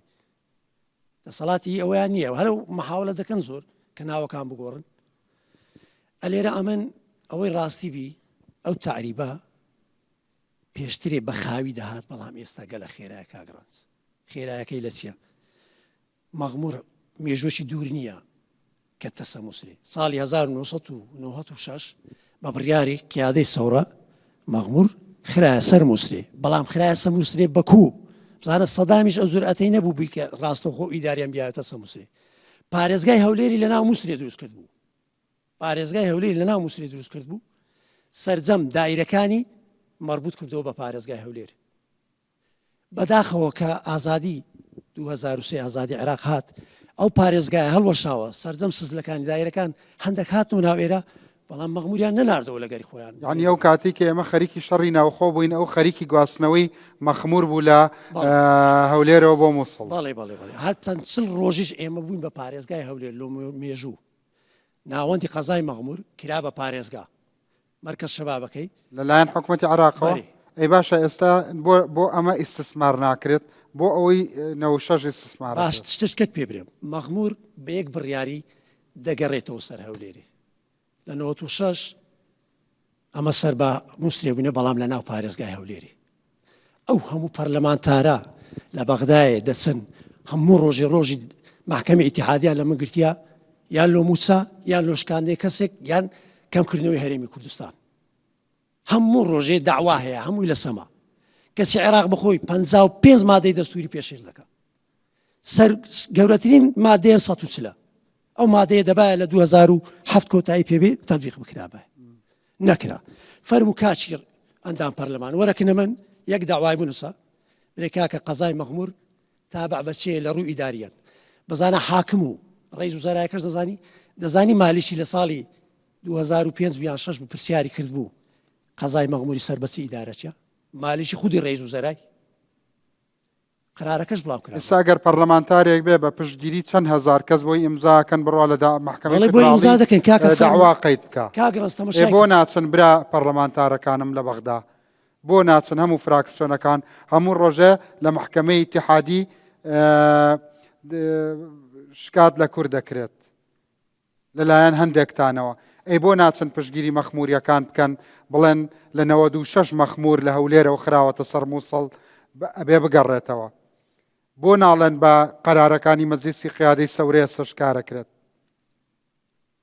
بۆ ئیستثماریەوە ناکەن کە بۆ ماوەی 40 ڕۆژ هەر لەو زەمانە شادیسان ئەوێ کراوەتەوە بە مەرکەزی قایمقامەتی هەولێر بڕۆن ئەوە دەربێنەوە خۆ ئەوە شەر قەراری سەدام حسێنە بەویان ئیش بکەن ئەویان نزیکترە لە واقع وانە کاگرازها زۆر نێزیک فەرموو ئەو هەویە کارتی نیشتیمانیە باشە چ نووسرایە ئەربیل مەخمور یان مەخمور ئەربیل ئەوە نووسرایە مەخمور هەولێر کاکە بڕۆ پێش حاکمی برێ کاکە ئەوە هەویەکەم نێزیکەی ئەوە کارتی نیشتیمانی عێراقی نووسراوە مەخمور هەولێرە کاکە مەخمور هەولێر دایرەی دەفەرموو بڵێن یعنی چی بەس لە حاکمی ئیتیحادی کاکە بری ئەمن فەرموو ئیداریەن ئەملاکەن تاپۆیەکان ببە پێشە ئێستاش تاپۆ زاریان ئێمە ئێستا بازی تاپۆ دەدەین کە تاپۆی دەکەین لە مەخموری دێنە هەولێری معاملات دەکەین معاملاتەکەی دەکەین تاپۆیەکەی وەردەگرین و لە ماری فەرموو کاکە من هەویە و تاپۆ و هەموو شتەکەم هەولێرە چم بەسەر بە مووسری وەرە بزانام ئەم یعنی ڕێک وەگەوە کۆیان لێ بردبین هەر وەک وایە ڕێک ئێستا وایە ئێستا کۆی بردیتە بەغدایە کاکە سەدام حوسێن کە تاریبیش کرد یان قرارەکەش دابوو سەر بە پارێزای هەولێری کرد بوو لە نامووسری فەرموو جەنابی حاکم زان چت پێ دەری زەبزان لەو داوای بزان دەبێەوە ئەم سەتاسەتی دەدەم دەباتەوە با ئەندام پەرلەمانێک بابچی بادوو بچی شکایەتەکەی بکە خەرچی مەخمور هەموو لەگەری هەمووی تەوقیع دەکات زۆر سپاسان دەکەم پێشنیارە بۆ پەرلەمانتارەکان بەخێربێ مامۆستا بەناوی خۆی گەورە و میرەبان زۆر سپاس کاک ڕەنج بۆ ئەم دەرفەتە و دەستخۆشی بەرنامەکە لێ دەکەم و سپاسی ئامادەبوان دەکەم ڕێز خۆشەویستیم بۆتانەیە بەخێربێ مامۆستا سپاس من دەمەوێت بەڕاستی شعرێکی دوور و درێژە بەڵام یەک چوارینی لێ دەردەینم کۆنیشە شعرەکە لە مێژە ئەو شعرە نووسراوە هەر لەسەر سەبەتەی خۆراکە دکتۆر سیروان و برادران باسییان کرد جەنابەت نووسیتە بەڵێ بەڵێ فەرموو دەڵێ قەرات سەرکەشە بۆیە عەمباری گەنم و جوێیە حەوت گوڵە گەنمەی یعقوبی شایستەی ڕەنجی توێیە ئەو شعرە تەوان لەسەر بەپیتی بەروبوومی ناوچەکە و هەروە فراوانی ئەو دەشتە پانتایەی کە بۆ کشت و کاڵ شیاوە لەسەر ئەوە بەڕاستی دوور و درێژە بەڵام ئەوەندەم پێ گونجاو بوو دەڵێ ئەو بەردەی نەزان بیخاتە گۆمەوە بە سەدان زانە دەرنایە بەڕاستی ئێش و ئازارەکانی ئێمە زۆر زۆرە ئێستا نەزان خستوێتی یا زۆر بەزا هەنێکیان ئەڵەن زۆر بەزانانە تعریبی کردووە من دەڵێم مەبەستم لە نەزانی مەبەستم لە تعریبەکە نییە مەبەستم لە خەڵکی خۆمانە لە استراتیژیەتی سیاسەتی کووردە کە ئەتوو دێی نوێنەرە کۆمەڵە خەڵک وەکو نوێنەر دەستنیشان دەکەی بۆ بەغدای دەنێری ئەو خەڵکانە با بڵێن نەخوێندەواری سیاسین یا ئیلمام و ئیدراچیان نییە بەرامبەر بە ئەدەبیات و زمانی عەرەبی هەستەکەم زۆر لە دەسەڵاتی تەشریعی نوێنەرەکانتان عاجزن ئێمە کاگران زۆر فێرمان لێکرا لە بەندەکانی دەستور تەمان زمانی عەرەبی زۆر فراوانە کۆمەڕک تەویلی جیاجیا هەڵدەگری کورد خەڵکی پسپۆری نەنار کاکە ئەو بەس بڕۆم پێ بکە بەپێی دەستور زمانی کوردی و عەرەبی زمانی فەرمین لە وڵاتەکەدا تۆ ئەگەر مافت هەبێ بە کوردیش دەتوانی وەری بگری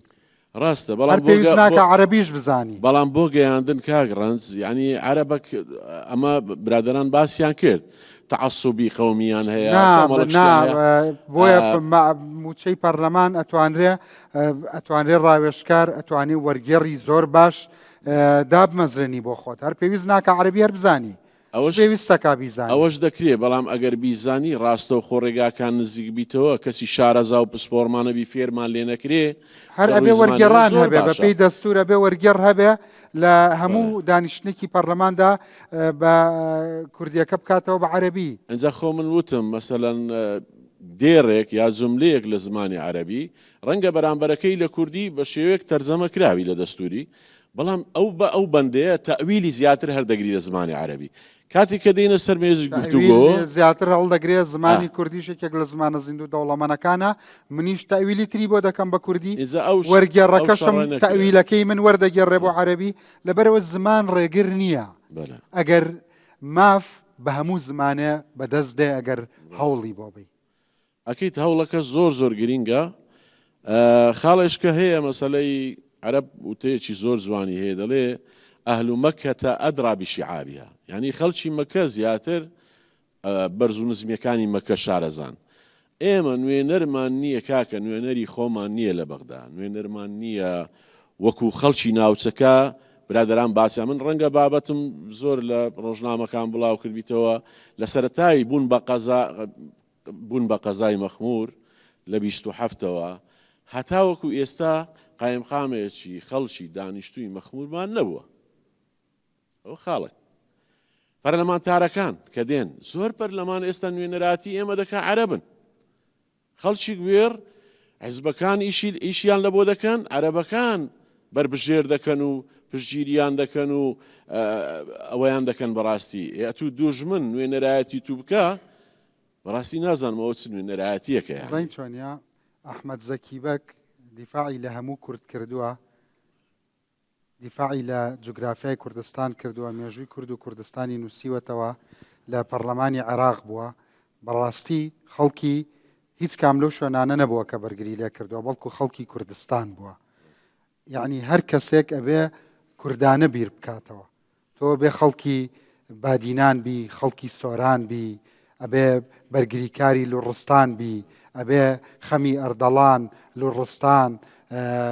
مکریان سۆران بارزان بادینان سلێمانی هەولێر هەڵەبجە ئەبێ هەمووی خەمی هەر کەسێک بێ کاچێتە پارلەمان. قسەکانت زۆر تەواوە یعنی باسی بۆ نمونە ئیمپراتۆرێتی سین دەکەین هەرچەندە بابەتەکەمان ئەوە نییە کە دەرێ با وڵاتەکەم بپارێزم شورای چین دروست دەکا لە خلالی تەواوبوونی ئەو شورایە 3000 ئیمپراتۆرێتی چین داگیر دەکرێت لە ڕێگای چێ لە ڕێگای پاسەوانەکان دەرگاکانی شوراکە تو نەهاتی ئینسان بینا بکەی مرۆڤ بینا بکەی ڕاست دەکەی ئەگەر لە شارە زۆر بی ئەگەر ئەو ئینسانە بینا کرابی تەیار کرابی بە چەکێکی نەتەوەی دەتوانی بێ دیفاع پارێزگاری لە شنگال و لە خانەقین و لە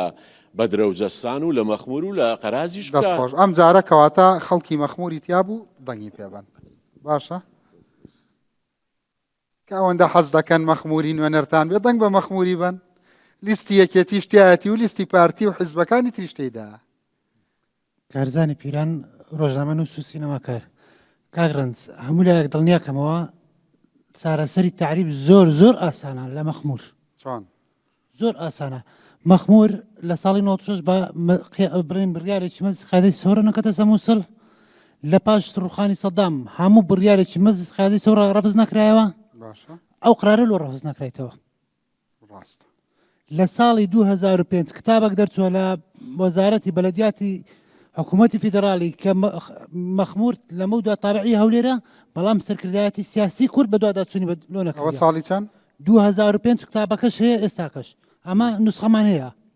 بەخۆم نوسخەم هەیە لە ماڵ ئەو نوسخە بنێرن بۆ ئەندام پەرلەمانەکان کاگڕان نێرن زانانی لەبەرچی لەبەر ئەوەی بە دواداچوونی لۆ ناکەن لۆ نایان دەمێ لەبەر دەستیان هەیە ئەگەبیانەوێ بیکەن بە ئاسانی بەدەستیان دەکەوێتن ئەو قرارە هەیە هەروها بەنسبەت هۆکاری تعریب ئەگەر زۆر بە کورتی باسی کەم یەکەمیان ئاوادان لە پاش 2003 لە پاش 2003 عراق لە نوێ دروست کرایەوە سفر کرایەوە و لە نوێ دروست کرایەوە وەکو گێچەکە سفر بکرێت و لە نوێ بکرێت لە 2003 خەڵکەشی زۆر گەڕای گوندەکان ئاوادان نەکرانەوە هاوکاری فەلاع نەکرا هاوکاری خەڵک نەکرا هیچ نەکرا بۆ گوندەکان خەڵکەکان ناچار ئەوە دوای داعشی بەسەدا دوایش لێکەوتەکانی 16 ئۆکتۆبەر و إلى آخری ئەو حاڵەتەی لێکەوتەوە تاکە چارەسەر لە بۆ ئەوڕۆ لە بۆ مەسەرەی سەرژمێریەکەش ئەگەر نامەوێت کاتە زۆر لێ بگرم کورد بە تێکرا بایکۆت بکەین بایکۆت بە هەموو لایەنە سیاسیەکان هەروەها پارێزەرانی کوردستان با بچن لە دادگای فیدرالی لەوێ داوا بنووسن کە لانی کەم لە ناوچە دابڕێنراوەکان با بایکۆت بکرێت. باز بۆ فەرمایشتەکانت فەرموو مامۆستا. سپاس دەکەین لە بۆ ئەو چاوپێکەوتنەیە کاتەکەشی ئێستا درەنگ نییە لەوەی ئیش لەسەر ئەو کێشە و گرفتانە بکرێ. جیاواز لەو براو لەو بەڕێزانەی کە چەند تەوەرێکیان خستە ڕوو بەڕاستی دەمەوێت باسی تعریبەکی مۆدێرن بکەم هەرچەندە بەڕاستی ئێستا کەش ئەوان ئیش لەسەر تعریبە مۆدرنەی دەکەن ئەوەی لە ناوچەی مەخموور لە مەخموور و لە سنوورەکەی بەتەواوی ئەوەی دەمەوێت کە باسی بکەم ئەوەیە کە ئێستا مەخموور پشتی هەیە لە دامەزرانەکانی پارێزگای نینەوە لەو دامەزرانەی کە دوو مانگ پێش ئێستا هەبوو پشتی مەخموور لە 17,000 پلەی دامەزراندن لەسەر پارێزگای نینەوە مەخموور و سنوورەکەی 446 پلەی هەبوو بە هیچ شێوازەکی زانکۆ پەیمانگەکانی کوردستان لە پلاتفۆرمی لینچی دامەزرانەکەی دانەبوو جیاواز لەوەش کە بە ڕێژەی 165 زانکۆ پەیمانگەکانی کوردستان لەو دامەزرانەی بەشیان هەبوو و ئەوەی دیکەش 135 سەرەتایی ناوەندی ئامادەی بەداخەوە ئەوانەی کە هەڵگری بڕوانامەی سەرەتایی و ناوەندی و ئامادەیین نەیانتوانی تەقدیمی فۆرمەکە بکەن لە بۆ ئەو دامەزرانێ دوای هەوڵەکی زۆر کە نوێنەرانی کوردمان لە بەغدا ئاگادار کردەوە بە دوای هەوڵەکی زۆر ئینجا زانکۆ و پەیمانگەکانی کوردستان زیاد کران لە فۆرمەکەی چەند ڕۆژێک پێش ئێستا ناوی دەرچوانی ئەو کەسانە دەرچوو لە بۆ عەجز و عومڕەی لە بۆ ساڵی 2025 و 26 و 27 تەمەشای ناوەکانمان کردیە بە تەواوی بەداخۆ دووبارە ناوی کوردی هەر زۆر کەم تێدایە یعنی ئێستا ئەوانە دەستیان کردێ بە تعریبی مۆدێرن نازانم نوێنەرانی کورد لە بەغدا و لە ئەنجومەنی پارێزگای نینەوە لۆچە ئاگیان لەو شتانە نییە لۆچە هەوڵەکی جددی نادەن لە ئەو شتانە کە مەخموور و سنوورەکەی پشتیان هەیە لە دامەزرانی پارێزگای نینەوە لۆچە ئەوان هەوڵی جددی نادەن ئایاوە تعریبەکی مۆدێرن نییە لەو سنوورێ دەستخۆش مامۆستا یعنی ئەرزەکەشە داگیرەکەن و ناڵم چی بۆ حەجیش لەوە تۆزە دوعاشیان لێ بکەی کەس قسەی نییە وانە مامۆستا بەڵام داگیری شەکەن و ناڵم چی بۆ حەجیش لێەوە تۆزە دوعایان لێ بکەی ڕێ دوعاش گیرە لە بۆ نەکبەتی خۆشمان لە بۆ نەکبەتی خۆشمان سوبحانەڵڵا ینی زۆر جار وێ دوعاکەش لە خۆمان دەکەین ینی زۆر جار بەداخەوە دەبینم ئەوانەی دەگەن ئەو شوێنانە دوعاش بکەن دوعا لە خۆمان بەدڵ وڵات بەدڵگای لە دڵە دوعا لە خۆمان دەکەین دوعا لە خۆمان بۆ چاکردنی خۆمان بێ باشە لە بۆ ناکردنی ئەوە خراپە ئینشاڵڵا ئەوە ڕوونا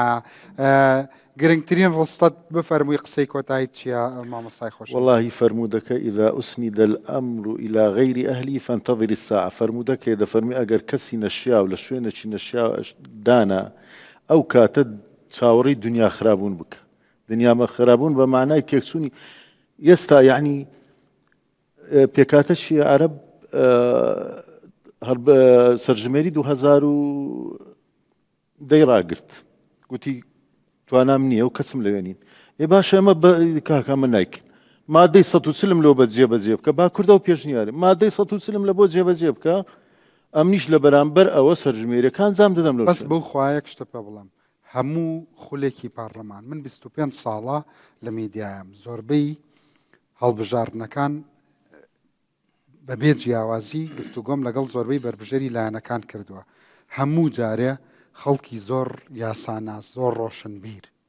من دایمە کەسێک بە نمونەیەنمەوە کە دکتۆرای لە یاسادا بوو یاسای دەستوری بڕۆم پێ بکە 600 دەنگی هێنا خەڵکیش هەبوو فڕی بە دەستورەوە نەبوو حەزەکەم بزانی بەشی 2 کورسی دەنگی هێنابوو ئێ خەتای خەڵکیشی تایە دایمە لە ناو بربژێرەکانی پارتی دیموکراتی کوردستانە یەکێتی نیشتیمانی کوردستانە حیزبە بەڕێزە ئیسلامیەکانە ئیتر هەموو ئەوانە تەنانەت ئەم حیزبە تازانەی کە دروست بوون لە دوای ئەمان لە دوای بزوتنەوەی گۆڕانیش دروست بوون هەمویان بەنەوەی نوێتەوە بەمەی هەڵوێستەوە بەوەی بەرەی گەلتەوە تۆ بتەوێ خەڵکی نەوعی لە کووردا زۆرە ئێ خەڵک با خۆی خەڵکی باش هەڵبژێرێ ئێ میلەت و پەرلەمان منجەڵ و سەرقاپن تۆ خۆت خەڵکێک بنێری بە خەڵکی خۆت نەیە ئەبێ گلەی لە خۆت بکەیت کانگرز سیستەمی بەڕێوەبردنی وای لێکراوە شێخ و عشایر هەموو جارێ یاو قسەم یعنی بە ئەمانەتەوە بەس دەڕێم ئێستاوە ئەمە گوتمان و دانیشتنی دەیکی ئەو پیاوەی کرێکاری ڕەنزدەر هەیە لە ناو شاری هەولێر بە ناوی کاک نازمەوە بزانم قسەی خۆشان دەگزار بەرنامەی لەگە دەکەن یعنی بەس قسەکانی وی جێبەجێ بکرێ کە حەمبارەکە لە ناو شاری هەولێر ئەوە هەموو شتەکانە کاکە کابرایەکی عشایر دێتن 20,000 کورسی پێ پەیدا دەبی ئەمنی کرێکارێکی جوتیارێکی لەلایەکەوە هەر خاوەنی دەنجی خۆمم چ بکەم بەرژەوەندی دەنگی تۆ بە تەنیا نیە خەڵکی بن پێم خۆش بوو کاک مەسرور لەگەڵی دانیشتی وادارم ئەم نوع خەڵکە لە هەموو چین و تۆژەکان ببینرێ فەرمایشتەکانی جەنابی شت هەر بگاتە شوێنی مەقسەد یەک ڕستە توانم گرنگترین ڕستەی جەنابی دکتۆر کوردەواری خۆمان دەرێ قسە 1002 بەکارە یعنی دووشتی زۆر گرنگ وروژێنرا یەک قراراتی قیادەی مەجلیسی قیادەی سەورە هەمووی هەڵوەشێنرایەوە ئەوە یەک دوو مەخمور بەڵگەی یاسایی زۆر بەڵگەی یاسایی شەکی زۆر گرنگ هەیە ینی حەزم لێ باسی بکەم ئەلێرانە دوو بە بڕیارێک لە 1996 مەخمور خرا سەر مووسڵ ئەوەی کە گرنگە ئێمە داوا لە نوێنەرانی کورد دەکەین کە ئەوەیان هەبێ کاریگەریان هەبێ و سکاڵا بکەن من لێرە داوا لە خەڵکی مەخموری دەکەم بۆ خۆشم لەگەدا دەبم هەر هەمومان ئێستا کە لەو جەمعی کە ئێستا کە لێرە دانیشتینە با ئێمە سکاڵاکە بکەین ینی خەڵکی مەخمور ئەو سکاڵایە بکە چۆن بە بڕیارێک لە دادگای فیدرال ئێمە ئەو سکاڵایە پێشکەش بکەین با هەموو ڕۆژنامەنووس و خەڵکی مەخمور کۆمەڵێک گواژۆ و ئێمەش لەگەریان دەبین و هاوکار و پاڵپشتیان دەبین مامۆستا ئامادەی پێشڕۆیان بی بۆ ئیمزا کۆکردنەوەکە ئامادەم بەڕ لەگەڵ دکتۆر کاگرنز ببوورە سکاڵاکردن ئەمن لەبەر تازە ئاماژەم بەوە کرد تیمەکی پارێزەری بەهێز ئجاخۆ ئەگەر تیمی پارێزەران هەیە لە هەولێر ئەتوانن هاوکارتان بن خۆتان ئیمزا کۆ بکەنەوە خۆتان ئەتوانن هەڵتان هەبێ سکاڵاکە ئێمە بدەین سکاڵاکە بدەین پارێزەران بۆ خۆیان دێن ینی ئەوە کێشەک نابێتن بەڵێ تۆ سکاڵاکە ئێستا لەلایەن خەڵکی مەخمورەوە بە بڕیارێک بگەڕێتەوە سەر ئیدارەی حکوومەتی کوردستان پێم وایە زۆربەی زۆری کێشەکان چارەسەر دەبێتن ئیجا پارێزەرەکان پێم وایە هێندە درسۆزمان زۆرە بۆ خۆیان وردە دێن کێسەکە باشە بەخاوەن ئەگەر ڕێزی ڕای خەڵکەگرن بۆ هانی خەڵکەیراکە ئیمزا کۆ بکەنەوە کوردستان بخەنەوە سەر عێراق با ڕێزیەوەش بگرن خەڵکی مەخمور ئێوێ مەخمور بێتەوە سەر هەرێمی کوردستان ئیداریان 1001 یاسا هەیە جارێکی تر بەخێربێن زۆر سپاس یەک ڕستە بفەرمووی چیاڵی مامۆستا بەڵێ کاک ڕەنج من حەز دەکەم هەندێک وەڵامی ئەو پرسیارانە بدەومە کە برادەران باسییان کرد یەک لەوانە ڕەنگە کورد زۆر جار خۆی تاوانبار بێ لە تەعیبکردنی سنوورەکە بۆ نمونە ناحیەی قەراج کە من ویستم برادران ئاماژەی پێدەن بەڕێوبەری ناحیەکە کورد بوو بەڵام کورد عەرەبێکی دانا بۆ بەڕێوبەری ناحیەکە ئەمە یەکێک لە خاڵەکان لە دوایەوەش هیچ هەوڵێک نییە بۆ گەڕانەوەی مەخمور بۆ هەولێر ئەوەی کە ئێستا هەیە دەمانەوێ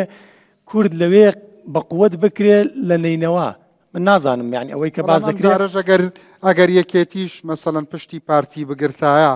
ئەگەر لە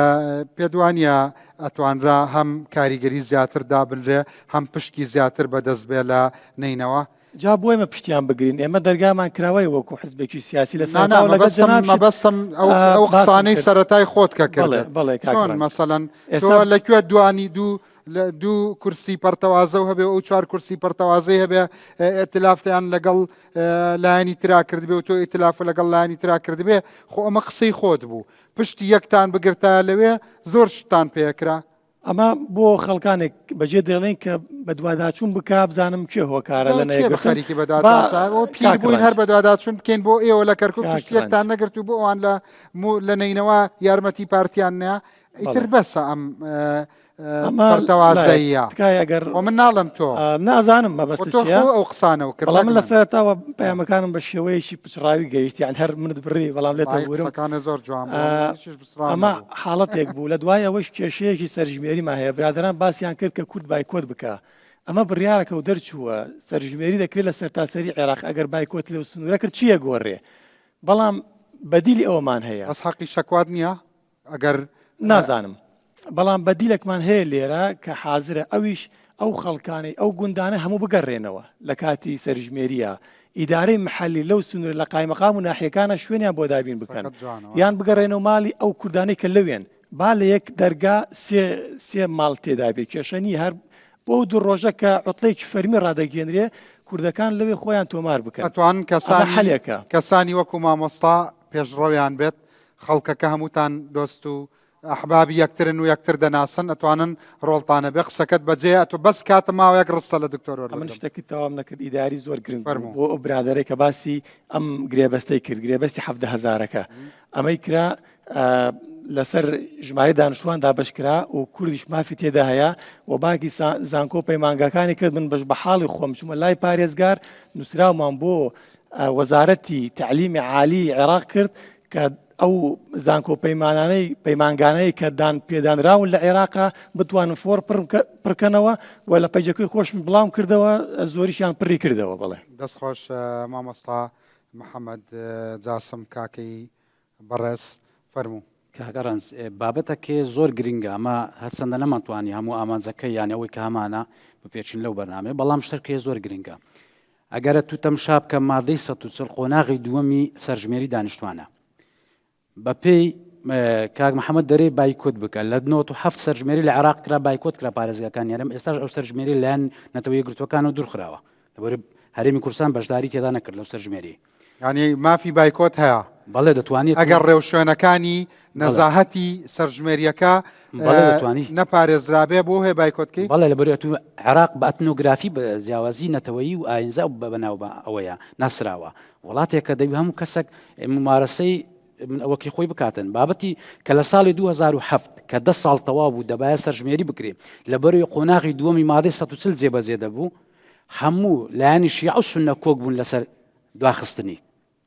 دوایان خست ئێستا ئەوەی چوو ئێستا کورد بایکۆت بکایە بچێتەوە بەو شێوەیەکە ئێستا لەبەر ئەوەی ئەتوو بە کێشە بەسەوە نییە کورد بگەڕێت با کورد تۆمار کرێ ئەتو شەرعیەت دەدێ ئەو عەرەبەی کە لە 2003 و بە ناشەرعی هاتە ناوچەکەی تۆ شەرعیەتی دەدەی لە مادەی 140 قۆناغی یەکەمی جێبەجێ نەکرا هێشتا قۆناغی یەکەم ئاساییکردنەوەی باردۆخکەیە ئەستەم باردۆخکە ئەوەندەی کە کراش بوون کاتە کورد جەخت بکاتەوە لە قۆناغی یەکەم بەڵێ یەک مەرجی کورد قیادەی سیاسی کورد لۆی مادەی 140 بێتەوە گۆڕەپانی سیاسی عراقی و ببتە بەرباسی هەموو میدیاکان سەرژمێری دانیشتوان بە یەک مەرج بکرێ بە جێبەجێکردنی مادەی 140 لە قۆناغی یەکەم اینجا ماوەیەکی دانێن چونکە بەڕاستی ئەوەی هەیە دوایە سەرژمێری فرتوفێڵە لە کورد ئێستا پەڕینەوەی بۆ قۆناغی دووەم بەبێت جێبەجێکردنی قۆناغی یەکەم بەڵێ بە تەئکیدی اینجا زۆر قسە دەکرێتن لێرەدا کە هەندێک پێوەدادنن لەگە ڕێزم یعنی لۆ کاک محەممەدش هەم ئەوانێ دەبینیم لە میدیا قسە دەکەن ئەو بەرپرسیارانەی ئەو بەرپرسیارانەی کە بابرێن ئەو بابەتیان ئەستا چ لە بەغداد چ لە ئەنجومەنی مەحافەزە بەڕاستی ئاگداری وردەکاری ناو سەرژمێریەکە نینە سەرژمێریەکە لە سەرەتادا ئەوە دەبتە یەکەمین سەرژمێری لە دەوڵەتی عێراقی نوێ پاش 2023 ئەو سەرژمێری ئەگەر باش نەکرێ ڕەنگە تا مردن پێوەی بناڵ بەڵێ سەرژمێریەکە یەکەم کورسەکانی پەرلەمان دەنگەکان هەموو لەسەر بنەمای و سەرژمێری دادەنرێتن تەنانەت ڕەنگە بودجە بەڵێ بودجە لەسەر سەرژمێری دادەنرێتن ئەوەی کێسە هەیە بەڵام کاگران شتەش زۆر گرنگکەیە پێویستە قیادەی سیاسی لێ ببدێ و بابەتە چیکەی خۆمە عێراق ساڵانە وەزارەتی پلاندانانی عێراق ژمارە دانیشتوانی عێراق بە تەخمینی ئەعلان دەکاتن بەس بە ئەو ملاحەزەیە کە هیوادارم هەمووی ئاگدار بن ساڵانە لە عێراق 1 ملیۆن کەس زیاد دەکاتن شتی وا لە دنیا نییە گەشەی ساڵانە ئاتو دەوڵەتەکی خەڵکەکەت بەشەشی زۆری ئاوارەیە خەڵکەکی زۆر ئێستا لەژێر دەسەڵاتی داعش ئازاد نەکرایوەکو خوشکبرایانی ئێزیدی کەواتە ئەتوکو تەخمین دەکەی 1 ملیۆن ئەوە تەلمیحاتە لۆوەی کە ئەوانە ئامادەکاریەکیان کردیە خەڵکەکی زۆری دەوڵەتانی هەرێمیان هینایەتی عێراق دەیانەوێ بیکەنە عێراقی کە ئەوەش کارەساتەکی دێنێتن تا ئێستا کەسێک هیچ کەسێک و ئەکادیمێک و سیاسێک ئەوەی نەکردیان کە ئامادە ئەم باسی ئەو خاڵەیە نەکردێت کە عێراق و ساڵانی 1 ملیۆن زیاد دەکاتن کەواتە لە هەموو حاڵەتێکە سەرژمێری بە مەترسیدارە زانی بەبێت جێبەجێکردنی قۆناغی یەکەم کە ئاساییکردنەوەیە و پێ وایە لەبەروی ئەم سەرژمێریە لە عێراقی نوێدا یەکەم دانەیە ئەبێ بە فاکت لەمە بەدوا هەموو پلان و استراتیجێک لەسەر ئەمە دادەنرێت و ئەبێ کورد ئاگای لێ بێت کرنس باوکۆتایی بۆ بینیم لۆ سوننەکان لە 2007 کە ئامادە نەبوون کە غیاب بوون لە عملی سیاسی عراق داوایان کرد هەموو دەوڵەتانی هەرێمی شاتن سەرژمێریەکە دواخرا کەوتە مامۆستا باز دەکات حەسوور تەرقیمیش کرا کە دێوکرا لە کۆتاییدا یەک داوام هەیە ئەبێ یەکەم شوێن کوێ بێ کە ئەم سکاڵا و ناڕەزایەتیە دەرببڕێ بە مفاوزەی سیاسی یا لە پەرلەمانەوە دانیشتن و شاندی هەرێم لەگەر بەغدا لەگەر حکوومەتی عراقی وەزارەتی پلاندانانی عراقی جیاز مرکزی حسای عراق و کارە دەکاتن کۆتایی کۆتایی ڕستەشم ئەوەیە هیوادارم لایانی کوردی و هەردوو فراسۆن یەکێتی پارتی لە نینەوە لە کەرکووک لەو تەحالفانەی هەیتن بێنە دەرێ لەبەر ئەوەی بەڕاستی کۆتایی هاتنە بە مادەی 130 دەستخۆش من بە بەرپرسی نیوزگەزەرین کاک بێستون ئەڵم لە ڕووماڵەکەیانە سبەینە دەرفەت بڕەخسێنن تەواوی قسەکانت لەسەر مەترسیەکانت لەسەر ئەم مەسەلەیە دەرفەتی زیاترت بۆ بکەنەوە کە من نەمتوانیوە دەرفەتت بەمێ باشە هەموو میوانانی تریش کە قسەیانەیە کاتێکی شاد بۆ هەموو لایەکتان بمبورە مامۆستای خۆشەویست خوا حافیز بینەرانی خۆشەویست سیاسەتمەدارانی کورد ئەم بەرنامەیە بای ئەوەندە پەیامی تێدایە کە چەندین کۆبوونەوەی گرنگی باڵای لەسەر بکەن خواگای لەتان ببینەرانی